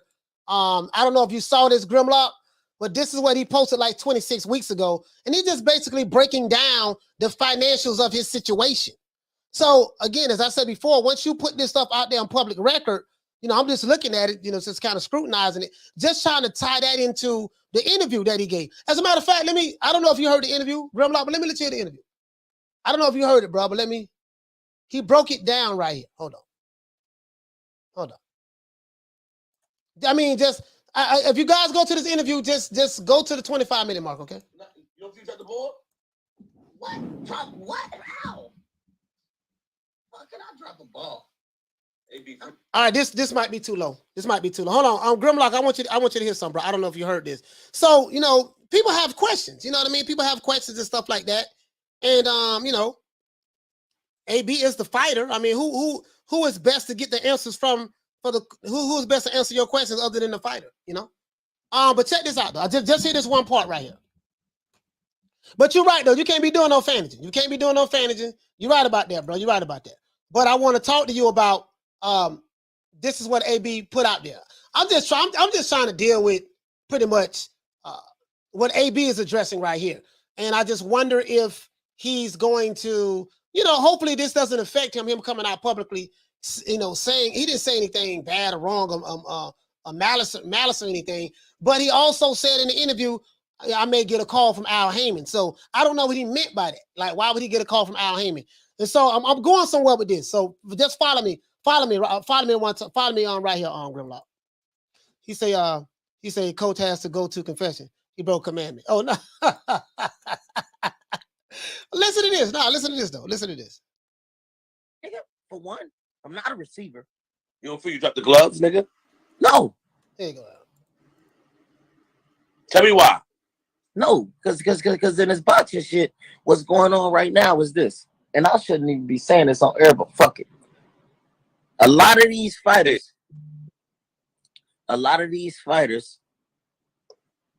they getting paid less money.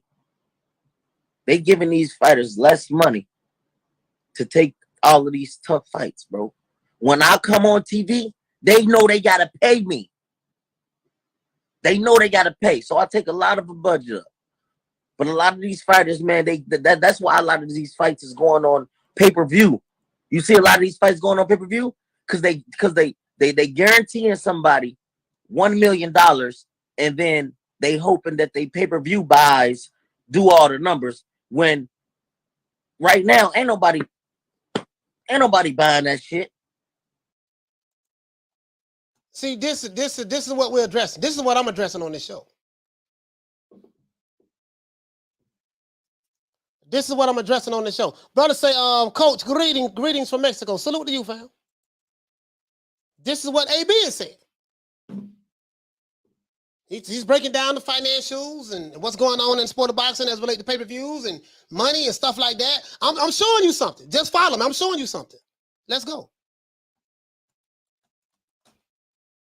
I'm showing you something. 26, 21, hold on.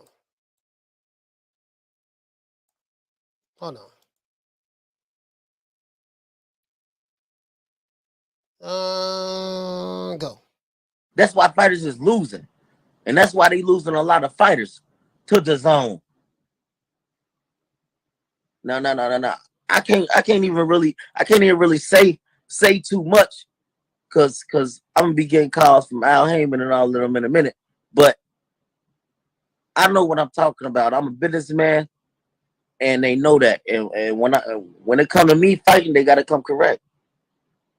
They got to. All right, let's start right there. That's what AB saying. That's what he's talking about. He's talking about pay-per-views, talking about getting paid, money, stuff. So, hey, you know, You can interpret it how you want to interpret it, but this is what I'm addressing. This is why I the title of this show. Will Adrien Broner be blackballed in boxing? And, by the PBC? Because he's saying that, hey man, I ain't supposed to be saying this. So apparently he's saying things that he knows or feels he should not say. And why is he saying things? Why does he feel like he shouldn't say certain things? Who told him that? Apparently he must be in the know. He said, I'm going to get a call from Al Haymon. He the one brought up Al Haymon. Al Haymon is what? The president of the PBC, right? Adrien Broner the one brought up Al Haymon. Adrien Broner the one said, hey, man, I shouldn't be saying this. Why you shouldn't be saying something? Because I'm going to get a call from Al Haymon. So if you're going to get a call from Al Haymon and you're saying things in an interview that you should not say, will there be any repercussions behind that? I.e., that's why I came up with the title of the show. You get it? You get it now? So now the other shit with Wild, how much he got paid and shit, I ain't, But it ties into, a couple fighters. If fighters turn down fights or whatever the case may be, I ain't getting into that. If they turn them down, they turn them down. But there's always a backstory and the reason why certain things happen and why this guy made this decision and why this guy made that decision. I haven't talked to these guys, so I don't know. I don't have any insights on the details of anything as it relates to who took what contract, who turned down what contract. For me to say that, I'd be lying. You know what I mean? But I can deal with the merits of what AB is saying right here on this interview. And that's why, I don't know if you heard it, but I wanted y'all to hear it just in case you didn't hear it. Shout out to Gregory Lewis for dropping that. Bam, dub on your boy. Hey, Leroy. Super chat received. Playtime's over, boy. He said the pay-per-view prices are too high for the poor quality of fights that are being made. I totally agree with that. The pay-per-view used to be events. And the thing is, as I said before, guys, if a fighter wants to get paid a certain amount of money, and that promoter, whether it be Bob Arum, Eddie Hearn, Frank Warren, Al Haymon, Lou DiBella, whatever, if that promoter say, look here, dog, I can't pay you the kind of money that you want. So what we can do is we can put your fight on pay-per-view. You can either take a pay cut. I can pay you this. No, I want $3 million. Well, I can give you $750,000, and we can try to see, I give you like a big percentage on the pay-per-view. No, I won't guarantee, I want this much right here. He said, okay, look, I tell you what. We can't do that. So what we're gonna do, we're gonna put you on pay-per-view, baby. I'm gonna show you something else he said too. AB complained about Showtime not promoting the fights. It's like, you put us on pay-per-view, but you set us up to fail. You don't even promote the fight. Again, like I'm here in Tampa, Florida. Keith Thurman had a fight this past weekend. Don't you know nobody was talking about that fight? In the Bay, where he's from. Went to Clearwater. Don't you know wasn't nobody talking about that fight in Clearwater? If that's a microcosm for the country, now again, maybe he was popping in LA. Maybe California was excited. Maybe in the UK they was doing the butterfly. Keith Thurman is back. My homeboy from the city, right? We say home team because he's from the same city. Not that I know him personally. I don't know him personally at all.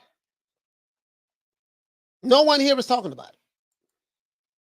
There was no excitement about it. But people didn't even know. They still talking about Tom Brady. Man, Tom Brady done retired on a nigga, man. God, what we gonna do, dog? Man, what our season gonna look like? Who gonna be our quarterback? That's what they talking about it. I come in the barbershop, we're talking about boxing. They get excited, to talk to me because they know I'm the boxing guy. So all my homeboys, whoever, they see the merch. They see the, oh, man, yeah, man, we sitting there talking, chopping it up about boxing, stuff like that. But it's if the people don't deem that fights worthy of pay-per-view, they're not gonna pay for it, dog. And I think that's what killed the pay-per-view. But that's what AB is breaking down. Shout out to Ron Boy Fresh for dropping that $2. Bam, super chat on your boy. Hey, Leroy. Super chat received. Oh yeah. Playtime's over, boy. See, this is another thing. Now Ron Boy know what the hell he's talking about now. He said AB violated his non-disparagement clause. So when these dudes say, yeah, man, don't nobody talk bad about the PBC, they have a non-disparagement clause that they sign. The people who tell you that Don't nobody talk bad about them. No, notice that they omit this part. They omit this information. They know so goddamn much that they don't know a goddamn thing. How you know all this other shit?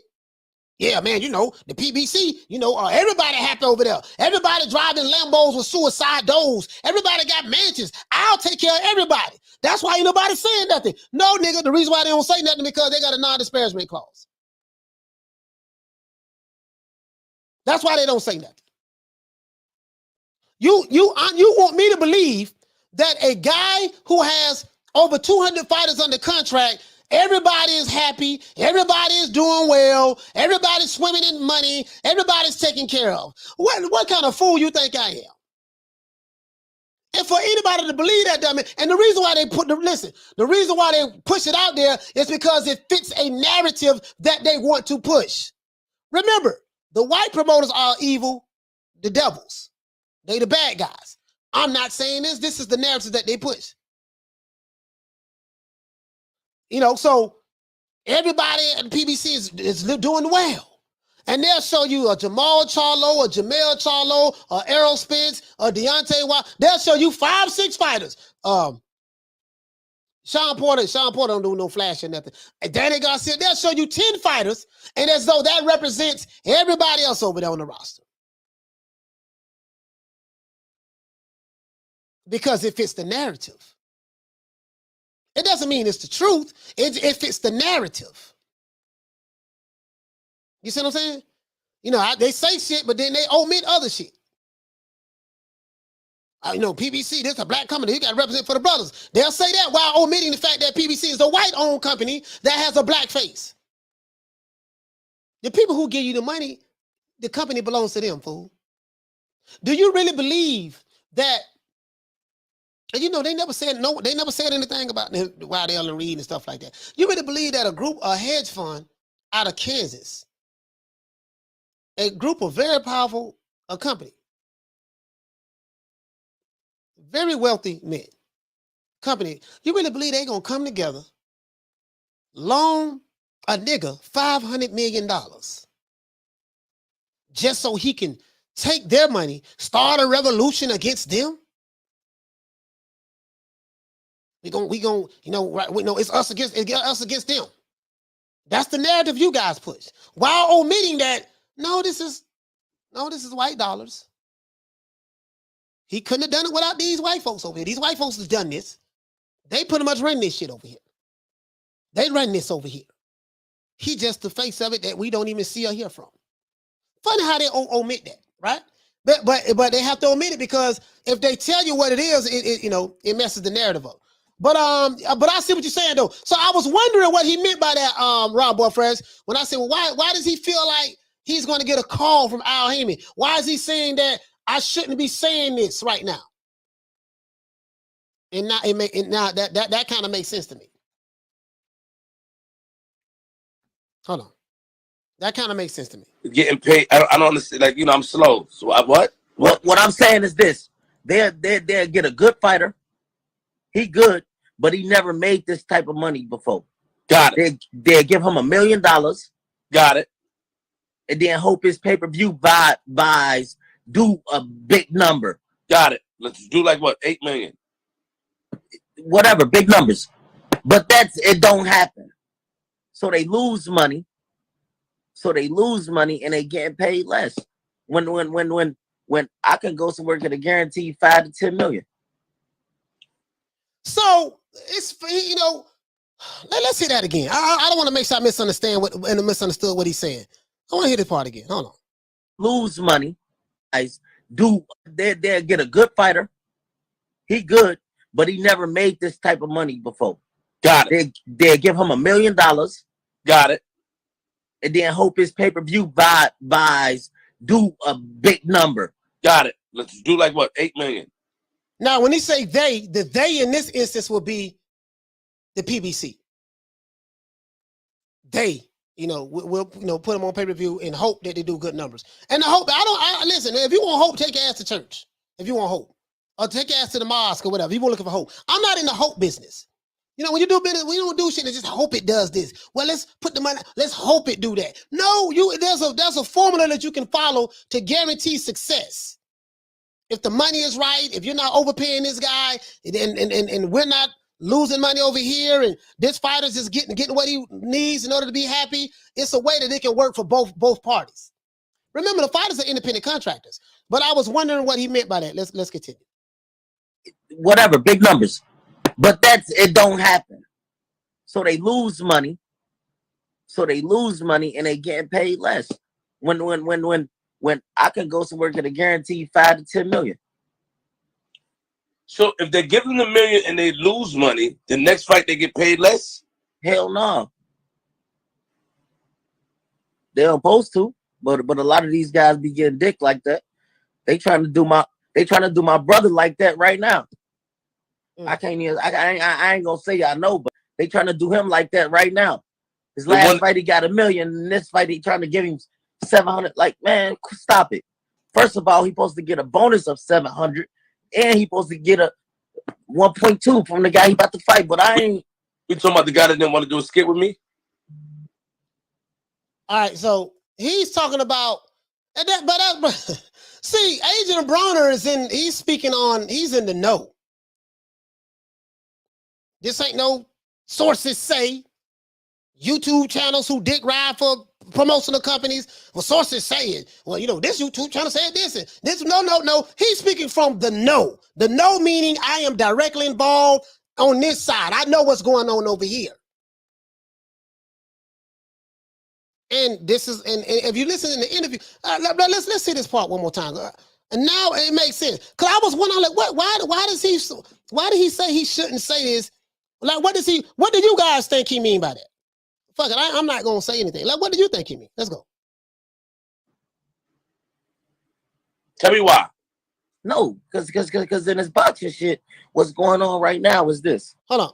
Shout out to the Queen, Bless 365. For dropping that quarter of a bam dub on your boy. Hey, Leroy.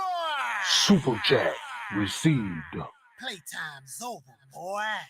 Bless, what you say, Queen? She say, but we already knew this. Knew this was going on. Yeah, we knew this was going on. We knew this was going on. Yeah, we knew this was going on. Yeah. We was going against the narrative. Like, no. This shit y'all saying ain't making no goddamn sense. No. Ronald Finkley, he said AB has a loyalty clause he can't get out of probably. Yeah, the dude said 8 million. He just threw a number out there, ULA X Games. But let's continue. Hold on. What do you guys think what he meant by this? Tell me why. No, because then it's you don't feel you don't feel you dropped the ball? What? Drop what? How? Fuck, can I drop a ball? AB, I'm not a receiver, nigga. For one, I'm not a receiver. You don't feel you dropped the gloves, nigga? No. Tell me why. No, because in this boxing shit, what's going on right now is this. And I shouldn't even be saying this on air, but fuck it. A lot of these fighters,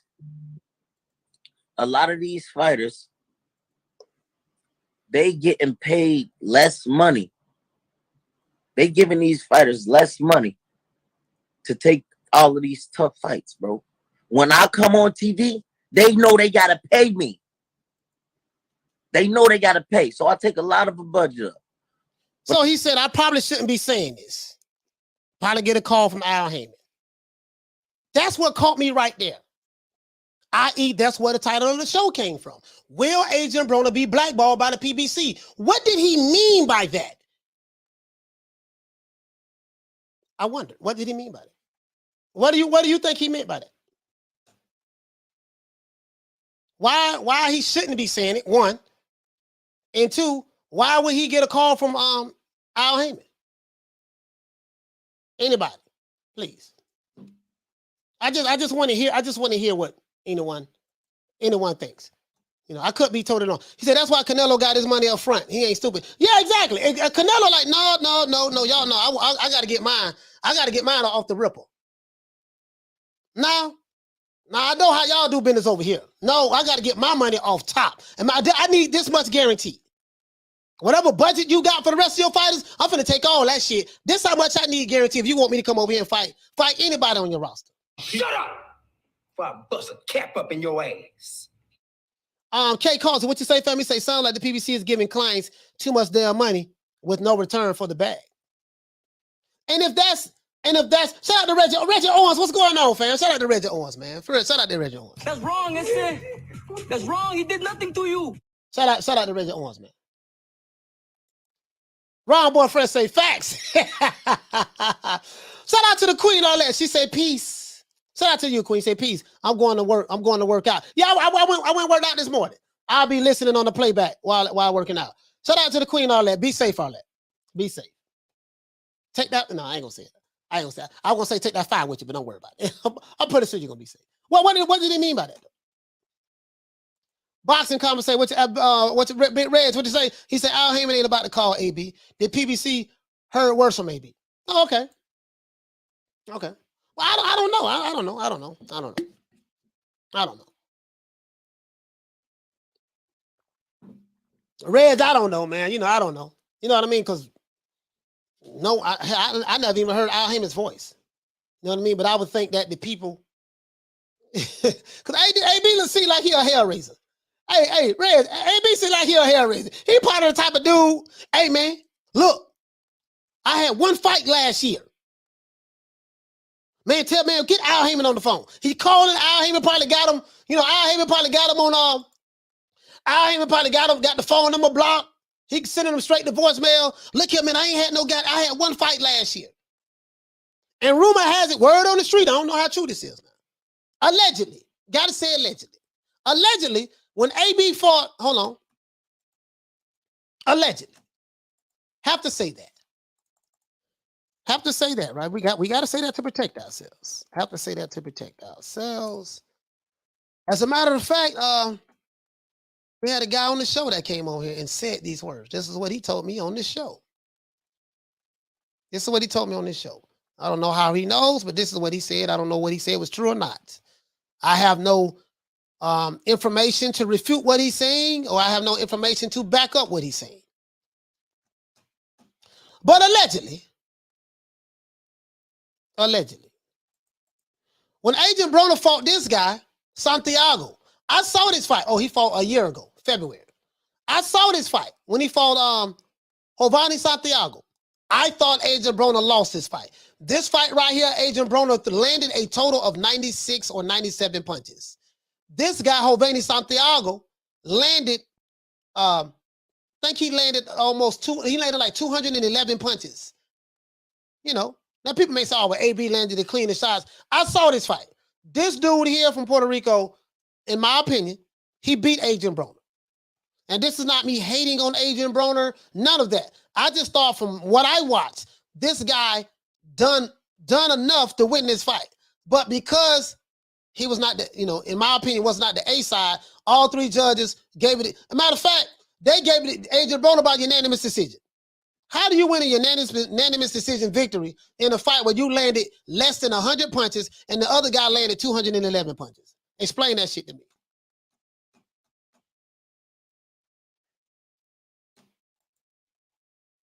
But that's neither here nor there. That's neither here nor there. Let me say, it's funny because AB is entertaining, all dropping the ball on him because if Tank can fight lesser to fool people, AB damn sure can. You get what I'm saying, though? So, what Ron Boy is saying is, AB, and I heard this as well, but I heard this outside of Ron Boy. AB was supposed to get more fights. He was supposed to get, after he fought Giovanni Santiago, rumor has it, and I got to say this, allegedly, sources say that AB was talked into getting paid less money to fight this guy, Giovanni Santiago. Look here, baby boy. The type of money you want to make, I can't get that to you. But listen, I want you to take less money on this fight. And what I'm going to do, I'm going to make it up to you on the next fight. I'm going to give you I'm going to give you 2 more fights later on this year. So you're going to make that up. And just based on certain things I've been hearing from AB in different interviews, I'm like, why is he renting here? Why is he renting there? See, we only see the rent. We only hear the rent, but we don't know why he's renting. We don't know where is it coming from. You know, we look at AB like he the crazy motherfucker. Sometimes the dude you look at is crazy, he may not be crazy. Sometimes the guy you look at, man, that nigga crazy, man, he be wilding and shit, man. He just tripping, man. No, he ain't really tripping. He saying some real shit. But because you dismiss him, because you perceived him as being crazy, or whatever the case may be, you totally miss what he's saying. And especially if you're pushing the narrative, if you pushing the narrative, it don't line up with the narrative, you're gonna dismiss it anyways, you know? I'm not saying that's what anyone in the chat is doing, but you get what I'm saying, though. If you're new to the channel, please subscribe, hit the like button. So, allegedly, sources say that he was convinced by Mr. Al to take less money to fight this guy, Jovani Santiago, with the promises of getting multiple fights throughout 2021. As you know, he hasn't fought since February of last year. So, AB should be primed to have another fight sometime this year. Sources say. So that's, you know, we see him ranting like we don't know. Caller, what's your name? Where you calling from? Major Key Boxing, Central Florida. What's going on, brother? Major Key, what the lick read, baby? What's happening? I'm chilling, bro. Listen, man, I hope everything's well with you and the fam. You know what I'm saying? Listen, I just wanted to comment on Adrien Broner. Look, man, yeah, the dude's a showman. The dude talks a lot of shit to hype up his fights. But, man, if the dude is sitting there telling you what it is, you got to give him a little credit with that. You know what I mean? Like, I'm going to be honest with you, man. Like, he's not the type of dude to really get into fight. He's more of a showman. So if he's sitting there trying to give you some knowledge, trying to drop some keys on you, you know what I mean? You got to take that shit. You know what I mean? Yeah. Like Adrien Broner's not going to waste his time just talking or something like that. Yeah. You know what I mean? If it doesn't make sense. Yeah, you're right. You're right. He'll speak out of frustration with the situation because it's like, dude, I've been patient, I've been quiet, I did everything you guys told me to do, and I'm still not getting the fights. So he lashes out, and we only see the lash out, but we don't understand why he's lashing out. And then you have people who are jumping off to, oh man, that's just AB just being AB. No, man, listen to what he's saying. Yeah, like, why is he, you know, he was quiet all of this time. What would make him say something now? And every time he, you know, there's a lot of shit that we don't know, that we're not privy to.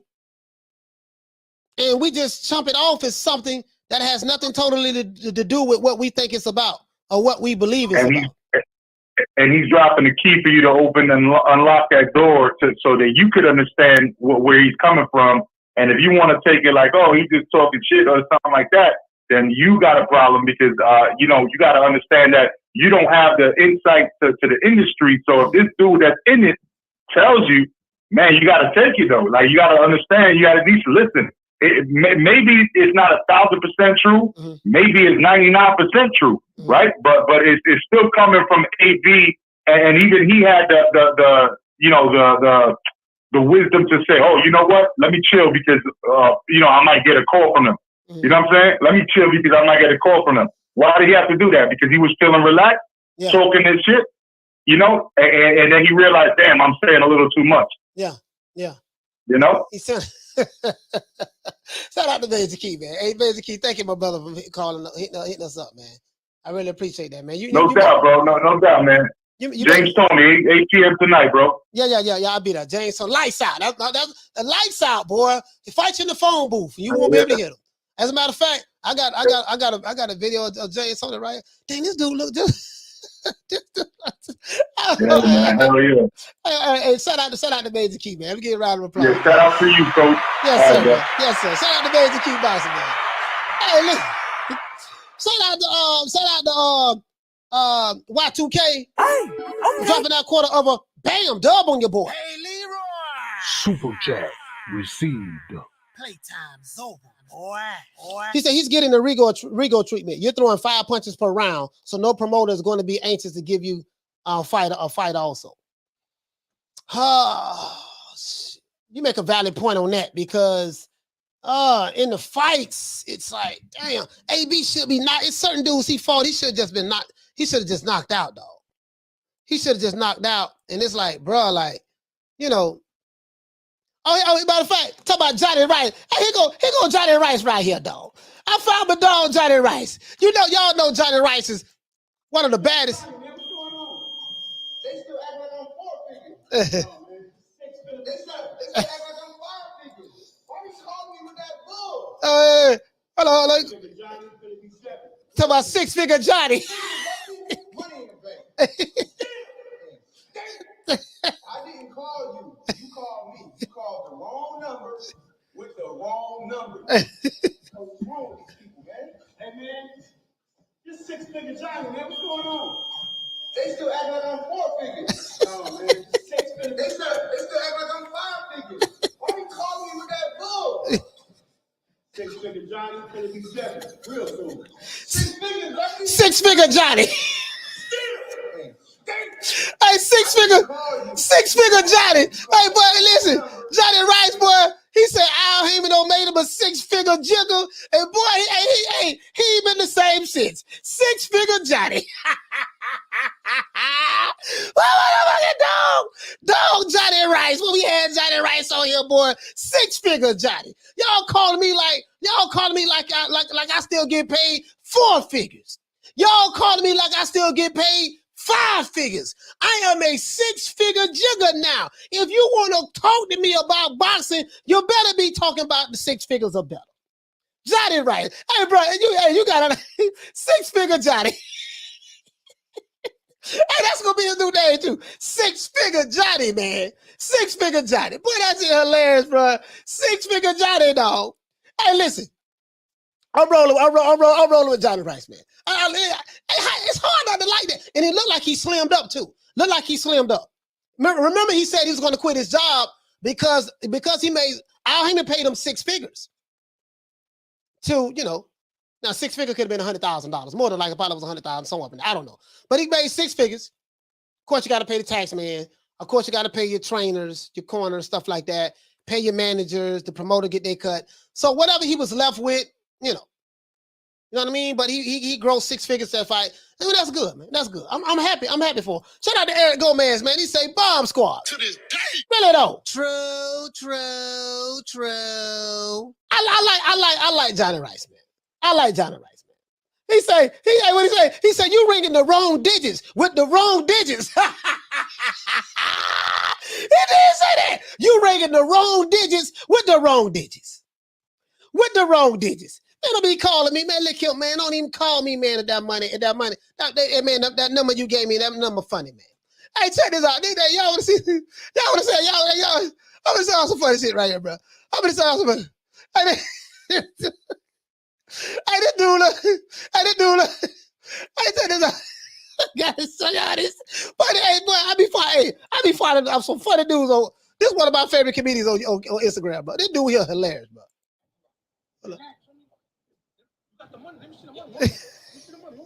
Oh, wait. Hello, this shit here, hold on. This shit here hilarious, bro. Bro, hold on. Boy, this shit, bro, y'all gotta hear this, bro. Bro, this is hilarious, bro. This is hilarious. Oh, boy. Oh, my God. This had me crying, bro. This shit had me crying. Hey, it looked like they doing a drug deal, right? I said, okay, what, I thought it's like reenacting a drug deal scene or something like that, right? That's what I thought. Hold on, that's what I thought. Hold on. Let's do this. Hold on, here you go right. Here you go. Hold on. You got the money. Let me see the money, homie. Let me see the money, homie. How much? You know what I told you yesterday? Yeah. 20. Yeah, that's about right. That's about 200. Yeah, that's about 200 right there, homie. Don't even think. I got you. Okay, cool. Hey, what this? I thought it was a drug deal, right? My fault, my bad. Relax, homie. Relax. Hey, you know I had to go everywhere to look for this, all right? Okay. It was hard to get this. He gave a booster seat.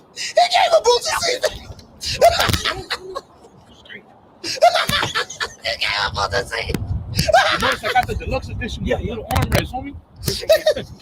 You already know.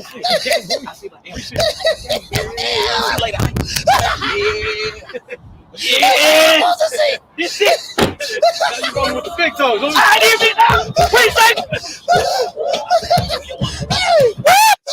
Suspicious. precautions. Hey, but this is hilarious, bro. Relax, Bro, he gave me a boosted seat. You know what I told you? I thought in the parking lot.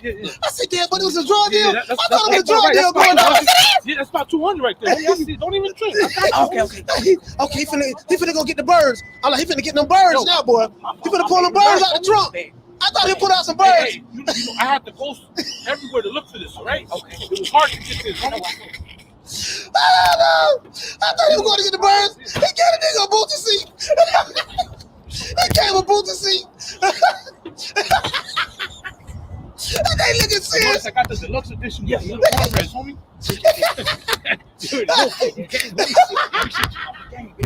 I'm see later. Bro, this shit crazy. Yeah. Bro. Oh my God, bro. It's stupid, bro. Bro. Oh my God, bro. The nigga bought a booster seat. Hey, bro, the crazy part about it, I say, damn, hey, could have came across my time. I said, okay. Damn, wait, I thought it was a drug deal going down. On a booster seat.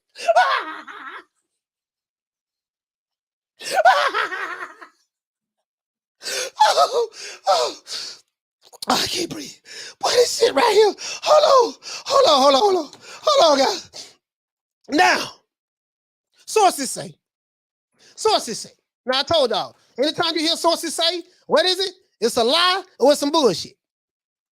Anytime you hear sources say, it's a lie or it's some bullshit, right? Remember that. Anytime you hear sources say, it's what?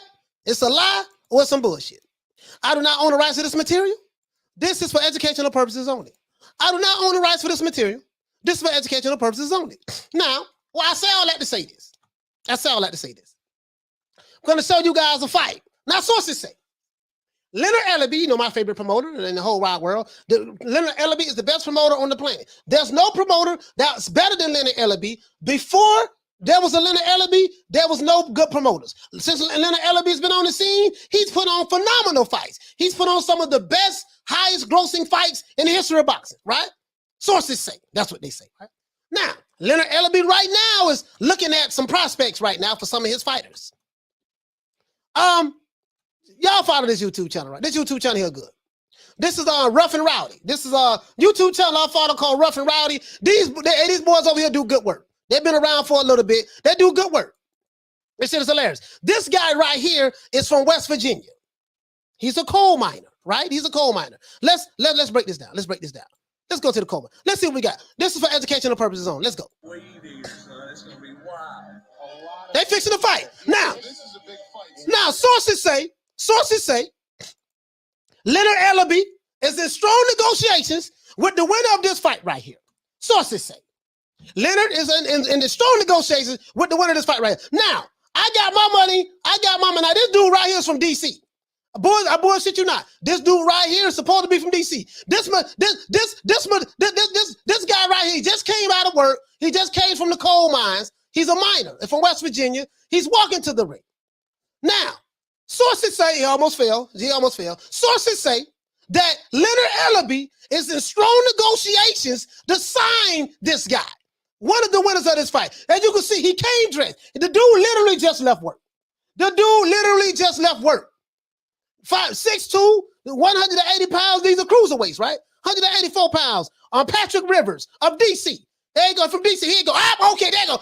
Okay, there you go. He squared up. Okay, okay. Here you go. But look at them hands right there. Look at that body shot. Here you go. He's spinning them around in the 360. Okay, there you go. Here you go. Leonard, you got to sign one of these boys. Oh, look at that jab. Look at that straight right to the body. Two piece. Two piece. Boy, you looking like Jake Paul out there. He looking like Jake Paul. He's 360. He's spinning around. Oh, I got my money to do from West Virginia. Oh, look at the 360 spin. Okay, Leonard is in strong negotiation. Leonard is in strong negotiation to sign one of these boys. Well, we got to sign it to the money team. The money team is looking for opponents for their next fighters. Here you go right here.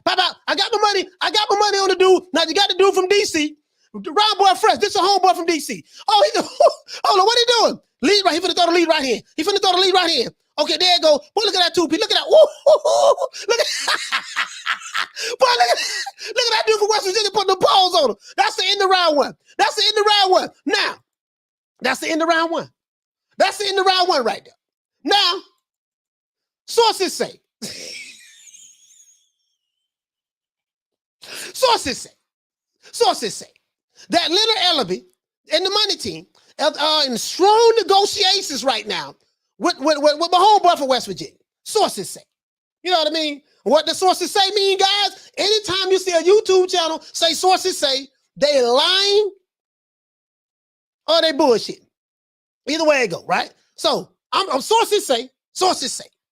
I ain't got no proof of this, but sources say Leonard is in strong negotiations right now. You know what I mean? They looking for fighters right now. Leonard is round two. Let's see how round two turned out. Round two. Here we go. West Virginia versus DC. West Virginia versus DC. Sources say, right? Now this guy here is another fighter. They're just doing an interview right there. Let's go. Let's get to the fight. Sources say, right? West Virginia versus DC. Who you think will win? Can DC win this match? There you go. Hap, ooh, whap, ooh. Look at that 2P. Bap, bap, ooh. Uppercut. Look, uppercut. Hello. Who? Oh, he missed. Oh, he's swinging them haymakers. Oh, well, DC putting the balls on him right now. But look at West Virginia. Well, West Virginia throwing the ball. He got him with a straight right. He almost dropped him. Oh, what the hell? He looking like Logan Paul. Oh, look at that body. Look at the body shots. Look at the body shots. Oh, they wrestling. What the referee doing? Oh, he's swinging them bolos. Look at that look on his face. Look at that look on. But DC fighting. But DC putting the balls on him. West Virginia versus DC. Oh, look at the uppercut. Did you see the uppercut? Did you see the uppercut? What the?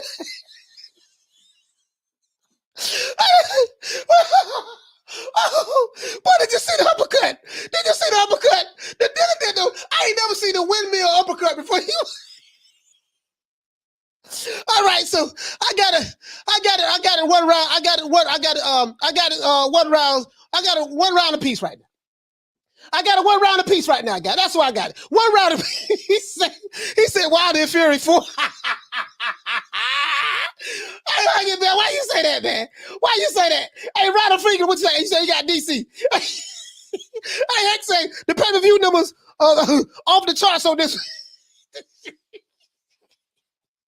Hey, he said, come on, DC. All right, listen. He said, all right, he got to come on, DC, right? All right. Ron said, West Virginia, tough son of a bitch. Okay, yeah, for sure. All right. He said 2 Logans. Oh, man. Oh, bro, if you watch that, listen, if you watch that exhibition match between Logan Paul and Floyd Mayweather, it looked just like this. It looked like Logan Paul was swinging that Floyd Mayweather just like this. I can't make this shit up.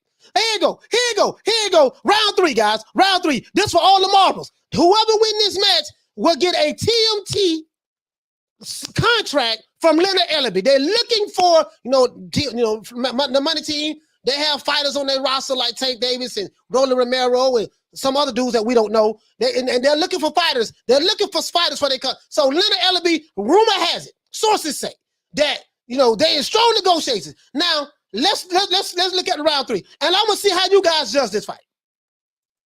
Round 3. Here you go. Here come round 3. Boy, look at my dog. Boy, look at that boy. Hey, guess what? It's packed. Listen, it's more people. Listen, check this out. It's more people watching this fight than that showed up to see King Kong Ortiz fight Charles Martin. You got more people here watching this fight than they did to show up to watch Charles Martin and King Kong Ortiz. Literally. Let's continue. Let's do this. Here you go. All right, here go my dog. West Virginia versus DC. I got my money on West Virginia. Can DC pull it out? DC won round 2. DC, there you go. Oh, look at that. Oh, look at that. There you go. Slow motion. Oh, he looked like he tried to kick. Oh, he caught it with a straight right. Okay, here you go. Oh, they got the Reed girls. Oh, they got Reed girls in here too. Hold on, they got the Reed girls. Okay. Oh, they got the Reed girls in here, right? Okay, all right, here you go. He tied. My dog tied. They fight to become a part of the money team. Okay, whoever win this, Now, sources say Leonard Ellaby was out there somewhere in the audience. Sources say.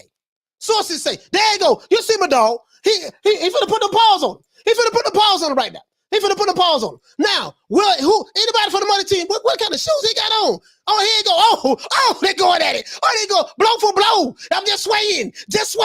Oh, he putting the pause on him. Hey, West Virginia and DC, put him on. Get him off you. Whole lot of more. Hit him with uppercut. Hit him. Oh, look at the uppercut. He running. DC running. DC, what you doing? DC? Tighten up on your back toe. Here you go. Bop, bop. Oh, he not. He dropped him. Did he push him or did he drop him? Was that a knockdown? Oh, look at West Virginia throwing their hands up. Tighten up. Hey, he cussing the referee out now. What's up? Dag. What the hell? Leonard. He's in strong negotiations with these. Leonard Ellaby is in strong negotiations right now. The money team.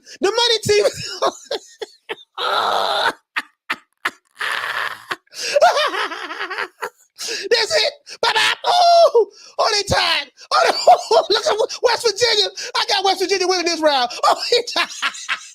I got throw it back in. He threw it back in. They tied. He turned his back on him. Oh, they got West Virginia bleeding. He leaking. Now, who won the fight? Who won the fight? Nah, that's what I want to know. Who won the... Ali say 2.5 million pay-per-view buys for this.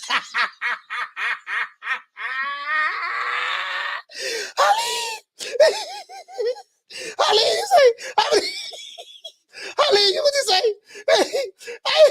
Hey, Reese Mack say DC giving himself space to reset. Do you? I can't say fight of the century. I ain't going at it. It was actually back. Oh my God.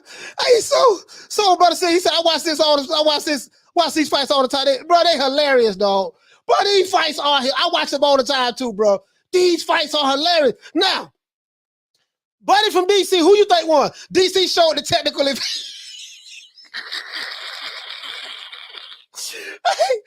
say DC show. Okay. Oh my God. He said DC. He ain't gonna hate it. What you got? He said them cowboy boots. Hey, listen. Who won this fight? Who won this fight? He said, what belt is that for, coach? Oh, that's the PapaJohn.com belt. Listen, sources say Leonard Ellaby and the money team is in strong negotiations to fight one of these guys. Okay, here you go right here. Let's see what the judges say.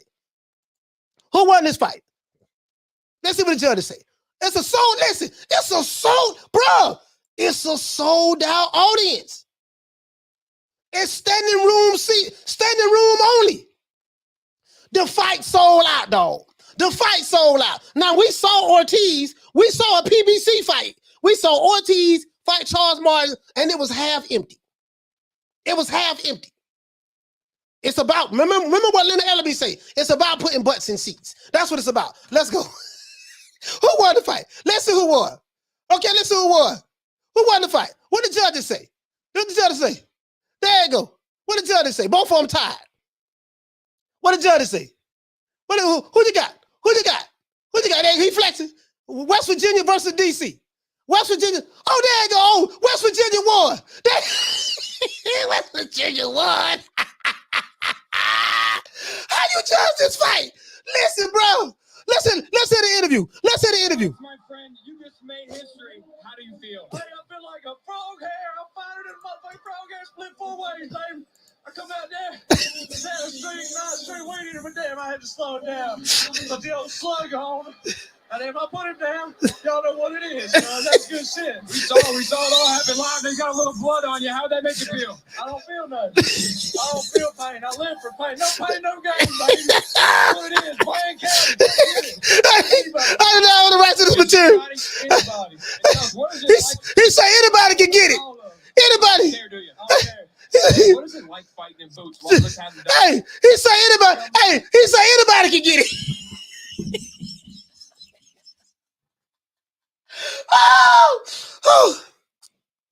Oh my God.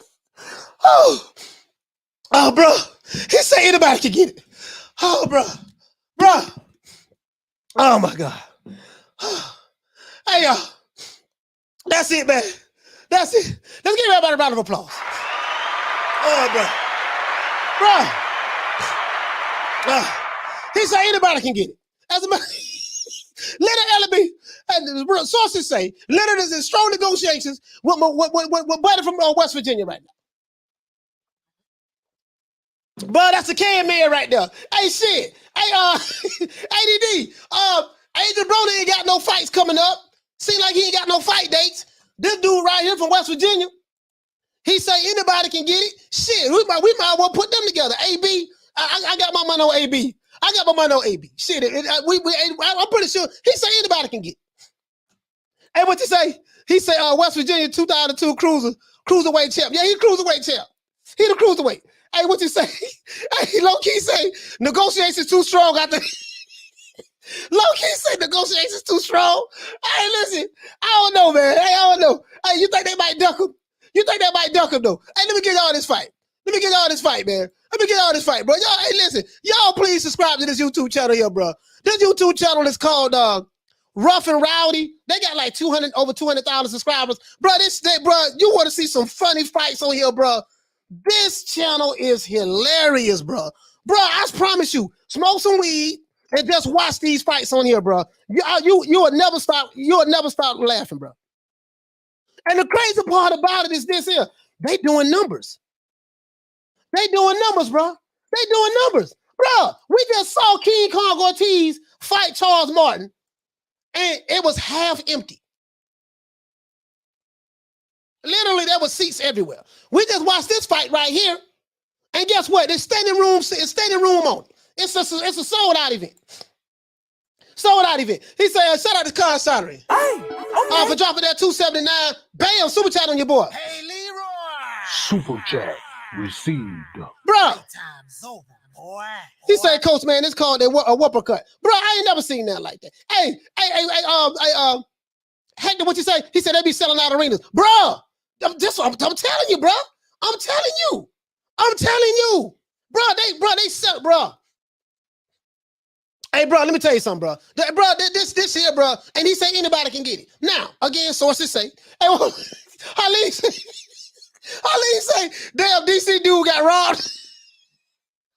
It was a split decision victory. Halim. It could have went either way. Halim, it could have went either way. He said the dude from DC got robbed. Hey, what you say, Halim? He said which state this fight is in. They fought in West Virginia. Hey, hold on, let me tell you. Yeah, they fought in Welch, West Virginia. So you know, the dude from West Virginia probably got the hometown nod. I'm thinking about the sources say Floyd Mayweather, Leonard Ellaby, and the money team is in strong negotiations with this dude from West Virginia, to fight one of their fighters. And the AB ain't got no fights coming up. Al Haymon ain't got no dates for him. I'm going to see, can I reach out to the Can Man myself and see maybe we can set something up. You see what I'm saying? Maybe we can set something up and get AB a fight. He ain't got no fights. He said, Coach, I can't watch that. It's gonna done to me. Hey, bro, smoke some weed and watch it. I promise you, bro. You asked for just smoke some weed and watch it. I'm telling you, bro. This dude putting butts in seats. Bro, I got another. Hold on. I ain't want to do this now. I ain't gonna do it. We'll do it tomorrow. I ain't gonna do it. Hey, he said, Coach, you need to get an interview with him. Hey, all bullshit aside, I do. Schoolie X Man. Schoolie X Man. Listen, I need to try to get him on the show. Jeff, what you say? He said, me and my people used to box in the front of the backyards and have tournaments. I imagine our form wasn't far from those. Hey, Jeff, bro, I'm gonna tell you something, bro. Hey, what'd he say? Ali. Shit. What was? Ain't no goddamn Ali. Ain't that Ali about that? Hey, he say, hey, what you say? I got the weed. Let's smoke. Listen, you gotta smoke some weed to watch this shit. I'm like, I ain't smoked no weed today. I'm laughing. I haven't even been on some weed. Just imagine if I was on some weed. Lou Moon said, did the winner get? He said, did the winner get the loser's sister? Man, bro. And the crazy part about it, he say he want anybody. He say anybody can get it. Alvin, what you say, fam? He say, Al Haymon better watch out. Bro, I'm telling you, if they smart, they need to sign this dude. Had to fight in West Virginia, it's gonna be a sold out, it's gonna be a sold out event. If it's gonna be packed. Had to fight in West Virginia, it's gonna be packed. He said, I need them cowboy boots autographed. You know what? Hey, Hector, those wasn't even cowboy boots. They was like boots for minors. Like he's a minor. He works in the cold. He like, you know, they have a lot of minefields, minefields and stuff up there in West Virginia. He works in the in a mining plant. He came straight from work, bro. His face was dirty. He had his work clothes on. The dude came straight from work. He didn't do no training, no nothing. You know, I figured, you know, and we, you know, I don't know, man. He said West Virginia is the cruiserweight. Eddie was really eyeing the Canelo next one. He said Eddie heard. Hey, what he say? But this ball been taking the easy matches. Fight another ball. Hey, listen, so they cherry picking. So they going to West Virginia to do some cherry picking, huh? How would you say they doing? Strong negotiations. Sources say. But this ball been taking the easy matches. Fight another ball. Sources say. Hey, Halil say no warm up. No, they just walk right in there, straight from work. No warm up.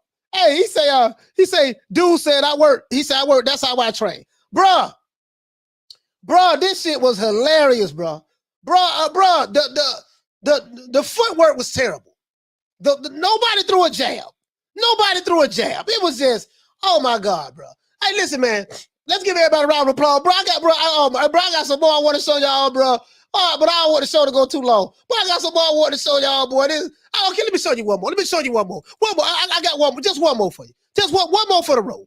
One more for the road. Now, y'all gonna say I'm wrong for this. Y'all gonna say I'm wrong for this now. Y'all gonna say I'm wrong for this, but it is what it is. Y'all gonna say I'm wrong for this, but it is what it is now. So y'all gonna say I'm wrong for this now, but it is what it is. He said, give him 40 bill like Canelo. Hey, and the crazy part about it is he gonna pack the venue, and we ain't even gotta pay him a whole lot of money. You know, listen. Give him a pack of annihilators, a 6-pack, pack of annihilators, a 6-pack, and pack of annihilators from 6-pack, cowboy boots, and he good to go. We ain't gotta pay much either. He said it can't be no worse than that. I guess so. I got one more for you. He said that was the title eliminator for Canelo McCarver. The title eliminator. Oh my God, bro. Oh, hey, that sources say that. Hey, Hector, what you say? He said pay them guys 20 mil each. 20 mil, boy, hush. Boy, hey, listen. Hold on. Hey, listen. Hey, he say, hey, Tony Keller, what you say? He said I paid him in tractor tires. All right. Y'all gonna say I'm wrong for this. But this is a real tournament. This is a real tournament. They getting it in. This is a real boxing match. Rough and rowdy again. This is a real boxing match. We finna get it in now. Now, I need to know, guys. I need to know who you guys. Y'all gotta tell me who you like now. I'm gonna show you this video. This is a real fight. It's packed. It's packed. Y'all gotta tell me who you like now. You gotta pick who you think gonna win now before the fight start, okay? You gotta pick who you think gonna win before the fight start. Let's do this now. What sources say that the money team is in strong negotiations. And you know, Adrien Broner ain't got nobody to fight. AB ain't got nobody to fight now. So sources say that Al Haymon and the board, sources say allegedly, I gotta say allegedly, that they in strong negotiations to try to find my dog, AB next opponent. Let's go. Let's see now. Who you like? Who you got? Now I need to know who you got. You see what I'm saying? I need to know who you got before you get in there. I need to know who you got. We gonna lift the bottom rope for him. Bam. Okay. Bam. We lift the bottom rope for the bro. Who you got? Okay. We gotta let the other fighter come in there now. This a good one here now. We gonna find out. I do not own the rights to this material. This is for educational purposes only. Now we need to know who you like now. We gonna see the other guy coming. Here go the other guy. Other guy's coming in. So we got the dude. We lift the bottom rope for him. So we got the dude right here with the blue. Okay. He got a little swag with it too. Now who you got?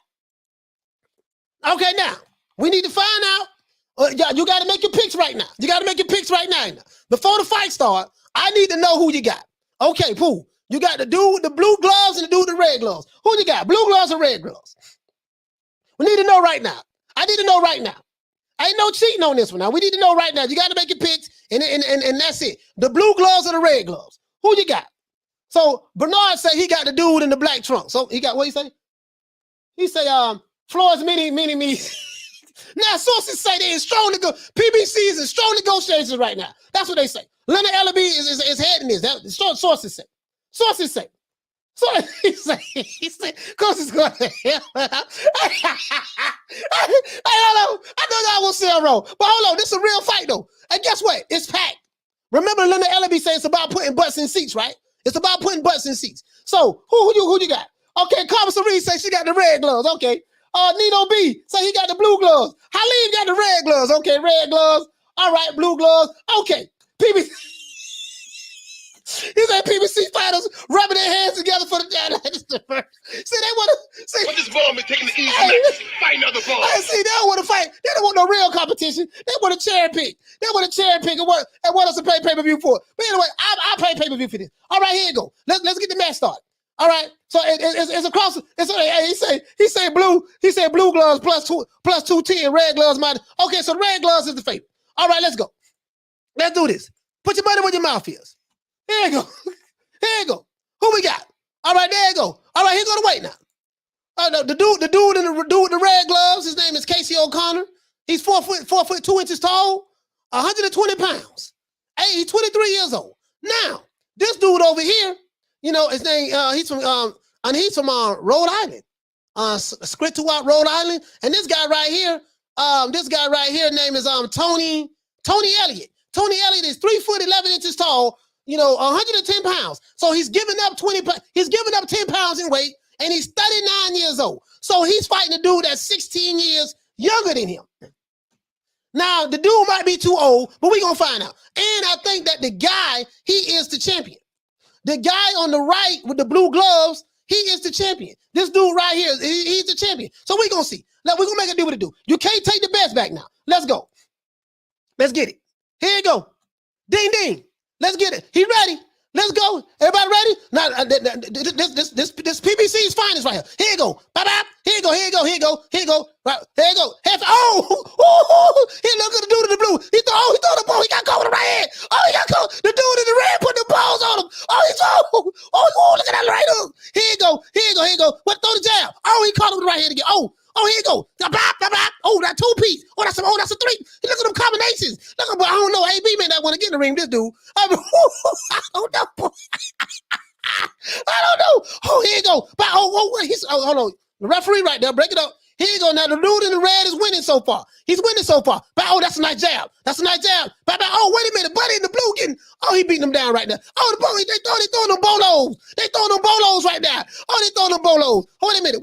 Here you go. Here you go. That's a nice jab. Nice jab. Okay. Here you go. Dude in the red. He got that jab. Here you go. He's smiling. Dude in the blue coming though. He fighting. Okay. Here you go. He 3 foot 11. Look at the body side. That's a nice body side. He dropped him. He dropped him. He tried to get up. Get up. Come on, man. We got the house on you. The referee counting him up. Referee hit him in the back of the head. Hit him back. Okay. Okay, gave him a standing 8 count. He gave him a standing 8 count. Here you go. He gave him a standing 8 count. Here you go. He gave him a standing 8 count. Okay, that's it. That's it. Now, what does his corner tell him? I wonder what his corner tell him. So now he's listening to his corner. Bruh, is they training this dude? Here you go. Slow motion. Bap. Dropped him right there. Bap. That's slow motion. That's a slow motion right there. Here you go, slow motion. Here you go, slow motion. He roughing him up. Here you go, slow motion. Bam, he swung to right. Bam, he dropped him. And then he looked at the ref and just fell down. Man, he was playing possum, man. He was playing possum. They got the ring girl. They got ring girls in there too. They got some ring girls in there. I didn't even know that. Okay, here you go. They got the ring girls in there, right? Okay, here you go. This round 2 now. Round 2. Now, whoever put money on the dude in the blue now, right? You lost the first round.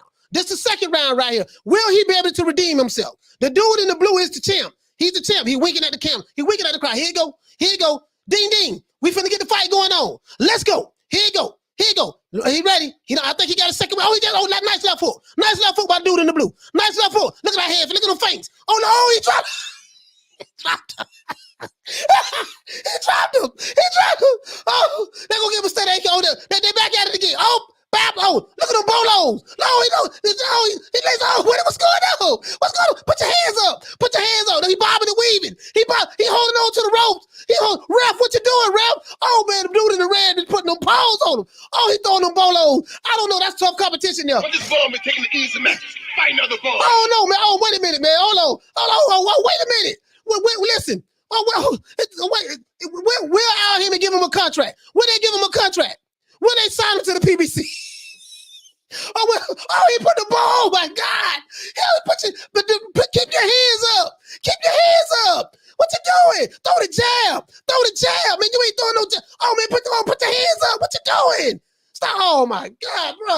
Hey, right now, man. Listen, bro. Listen. The dude in blue need a knockout. I'm gonna tell you right now. They're only fighting 3 rounds. Right now, it's 2 rounds to 0. My brother from Rhode Island, it's 2 rounds to 0 right now. Now, let's see. This is for educational purposes only. Now, the rumor has it, sources say, allegedly, sources say that the money team and Al and the boys and the PBC, and even I heard a little bit of Frank Warren, they're considering, you know what I mean, signing these boys to a contract. Now, we're going to see. Whoever wins this here, right now, the dude in the red is winning. Whoever picked the blue, the dude in the blue is getting the brakes beat off of him. He done got dropped a couple of times. Bro, it ain't looking too good for the home team right now. He need a knockout. So you see his trainer is telling him, look, giving him his stroke, keep your hands up. He said, keep your hands up. Here you go. Let's see what the trainer said. Oh, they got another ring girl in there. Okay. Where they fighting at? Well, hold on. Where they fighting at? Hold on, where they fighting at? Let's see where they fighting at. Where are they fighting at? Damn, it don't say. It don't say where they fighting at. I don't know where they fighting at, guys. I don't know where they fighting at. They got the ring girl coming here. He say, no, I paused it. I paused the fight. I paused it. So here you go. All right, round 3. Ding, ding, ding. Look, it's a sold out. This is what I want to show y'all. Look how packed it is. Now we saw Ortiz fight Charles Martin in Miami. Not Miami. They fought and they fought at the Hard Rock. Do you know that event was half empty? This event right here is packed. Standing room, everybody's standing up for this. So it's about putting butts in seats. Remember that. Little Ellaby. Here you go. Here right now they're scoping. They're scoping right now. They're looking for See, AB ain't got no fight day. I'm gonna see can I get AB one of these boys over here. You know what I mean? Yeah. Here you go. This is round 3. This is the last one now. Listen, the dude in the blue need a knockout. Here you go. They touching blood. Now, here you go. 2-piece right down the middle. Look at the dude in the red bounce around. 2-piece right down the middle. What are you doing? Bap. Oh, bap. Oh, what are you? Bap. Put your hands up. Oh, bap. Oh, wait a minute. Put your hands up. Bob and weave. Oh, he dropped him again. You got the bob and weave. See, you're weaving when you should be bobbing, and you're bobbing when you should be weaving. Oh, that's he threw a leaping left hook and missed. He threw a leaping left hook and missed. Okay, Here you go. Square it off again. 30 seconds left.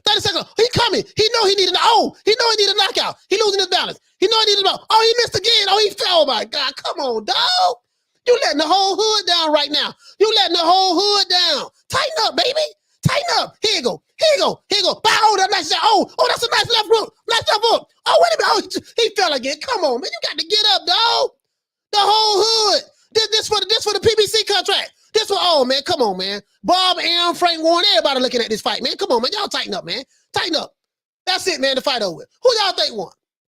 Who y'all think won right now? That's what I want to know. Who y'all think won the fight? Dirty Red, who you got? Dirty Red, shout out to Dirty Red. For dropping that quarter of a dub on your boy. Hey, Leroy. Super chat received. Playtime is over, boy. Dirty Red say boxing is so crooked it really needs a global authority to govern it and stop the BS. Where Teddy Atlas he said, where is Teddy Atlas when you need? Bro, listen. It's about putting butts in seats. Hey, he would say, hey, what you say? Bless 250. He said, red is a beast. I'm trying to tell you, dog. He got some hands. He got some hands. He got some hands. Listen, he got some hands. He got some hands. Okay, I got it. Hey, he got some hands.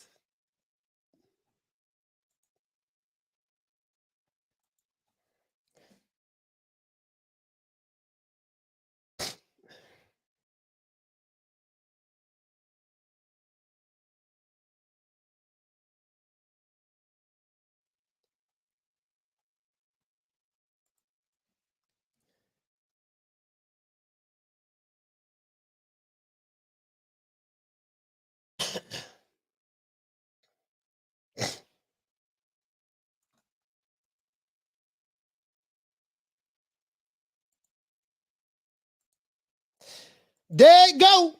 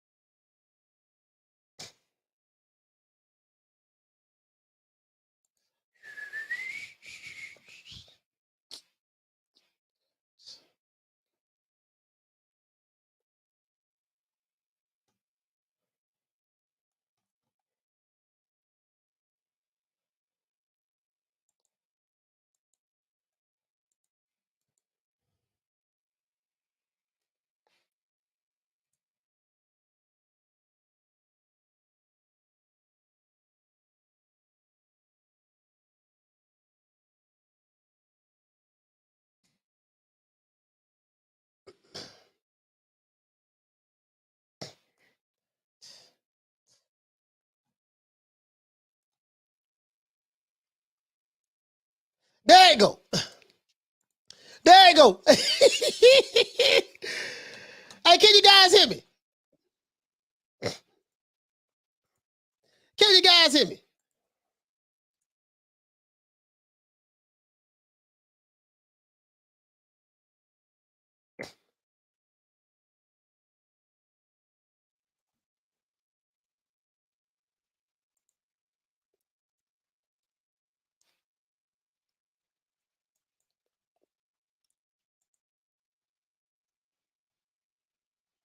There you go. I told you I'm back. I told you I'm back. Can anybody hear me? Give me a thumbs up if you can hear me. give me a thumbs up if you can hear me. Listen.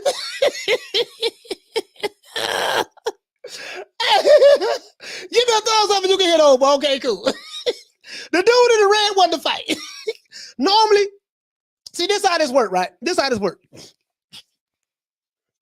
YouTube doesn't know. They have an algorithm, right? They don't know that, for safety precautions, what they do is if they see that you're sharing anything, they rather err on the side of caution. They'll stop a show, whatever the case may be. Once they see that you have not violated their rules or anything like that, they put it back on. And this is why the stream is back on. They did this last time. This is why the stream is back on. Under the Fair Usage Act, you are allowed to commentate other material. That's why I had the volume turned down. You know what I mean? So, take them like 45 seconds to a minute to figure it out. Once they figure it out, they turn it back on, and this is why we back on. But yeah, but the dude in the red, the dude in the red won the fight. That's why I was still here. That's why I was still here. Hey man, listen. Hey, Kyle Sutter, what you say? He say, Coach a rebel. You know I stay going against the grain. Hey, he say, Coach, the word owl is in the word algorithm. There you go. Hey, Kyle, there you go with the conspiracy. The word owl is the word algorithm. Oh man, Paul said he a rebel for real. Oh yeah. Hey, listen, I'm always gonna push the envelope. Always. I know their rules though. I know their rules, so we good. Hey, Carmen Serene said, I even cannot stop us. We're too deep. Hey, Carm. True. Hey, Carm said, Al Haymon can't stop us. We too deep. Hey, Carl.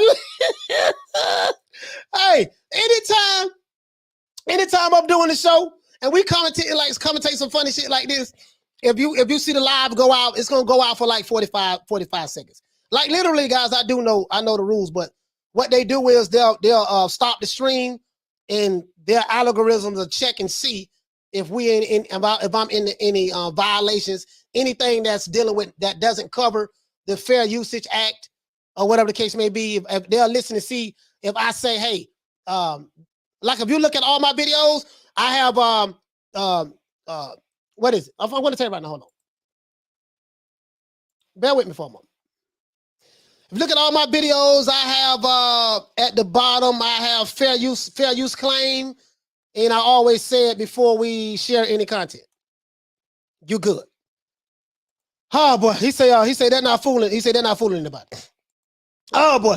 So anyways, sources say, now I told y'all, if you hear any channel, even if it's me, say sources say that yada yada yada, and if they say that this fighter's going to fight this fighter and that fighter, if anybody say sources say, you automatically know they're lying. Remember that they're lying. If they don't quote the goddamn, now they say something like, listen, man, I got a source. They told me something. I'm not allowed to share the source, but this is what they told me. That's something different.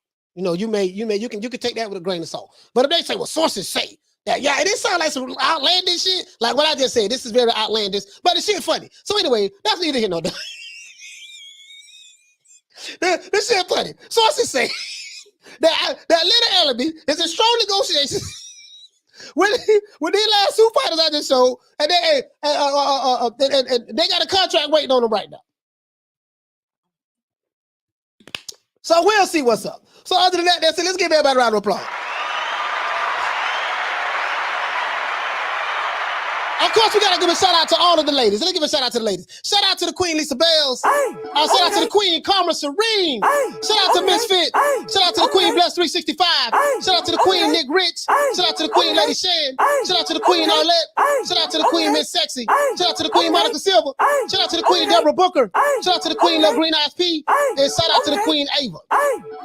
And let's give a shout out. Let's give a shout out to everyone in the chat again. And let's give a shout out to all of the people who shout out to Dirty Red Man, everyone who gave a super chat today. Shout out to everyone who signed up for the membership. Shout out to Thomas Jones.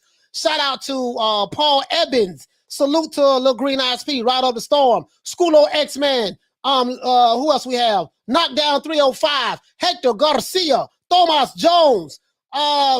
Everyone in the chat, man. Everyone in the chat, man. Shout out to everyone who called in. Shout out to Mark Nash. Shout out to Troy Graham. Mark Nash at ATL, Troy Graham, and Bree B. Moore. Shout out to Ron Boy Fresh of DC. And shout out to Major Key Boxing of O-Town, Orlando. Shout out to Ride Up the Storm, Carl Hansen, Knockdown 305, and everyone who signed up for the membership today, man. Really appreciate it. We're going to do a members-only live, And the members-only live is going to be off the chain. We're going to have some damn fun. We're going to talk about everything. Anything you want to talk about outside of boxing, you can ask me whatever you want to ask me, okay? And I like, because you know what I mean? Like, as you can see, I like to push the envelope.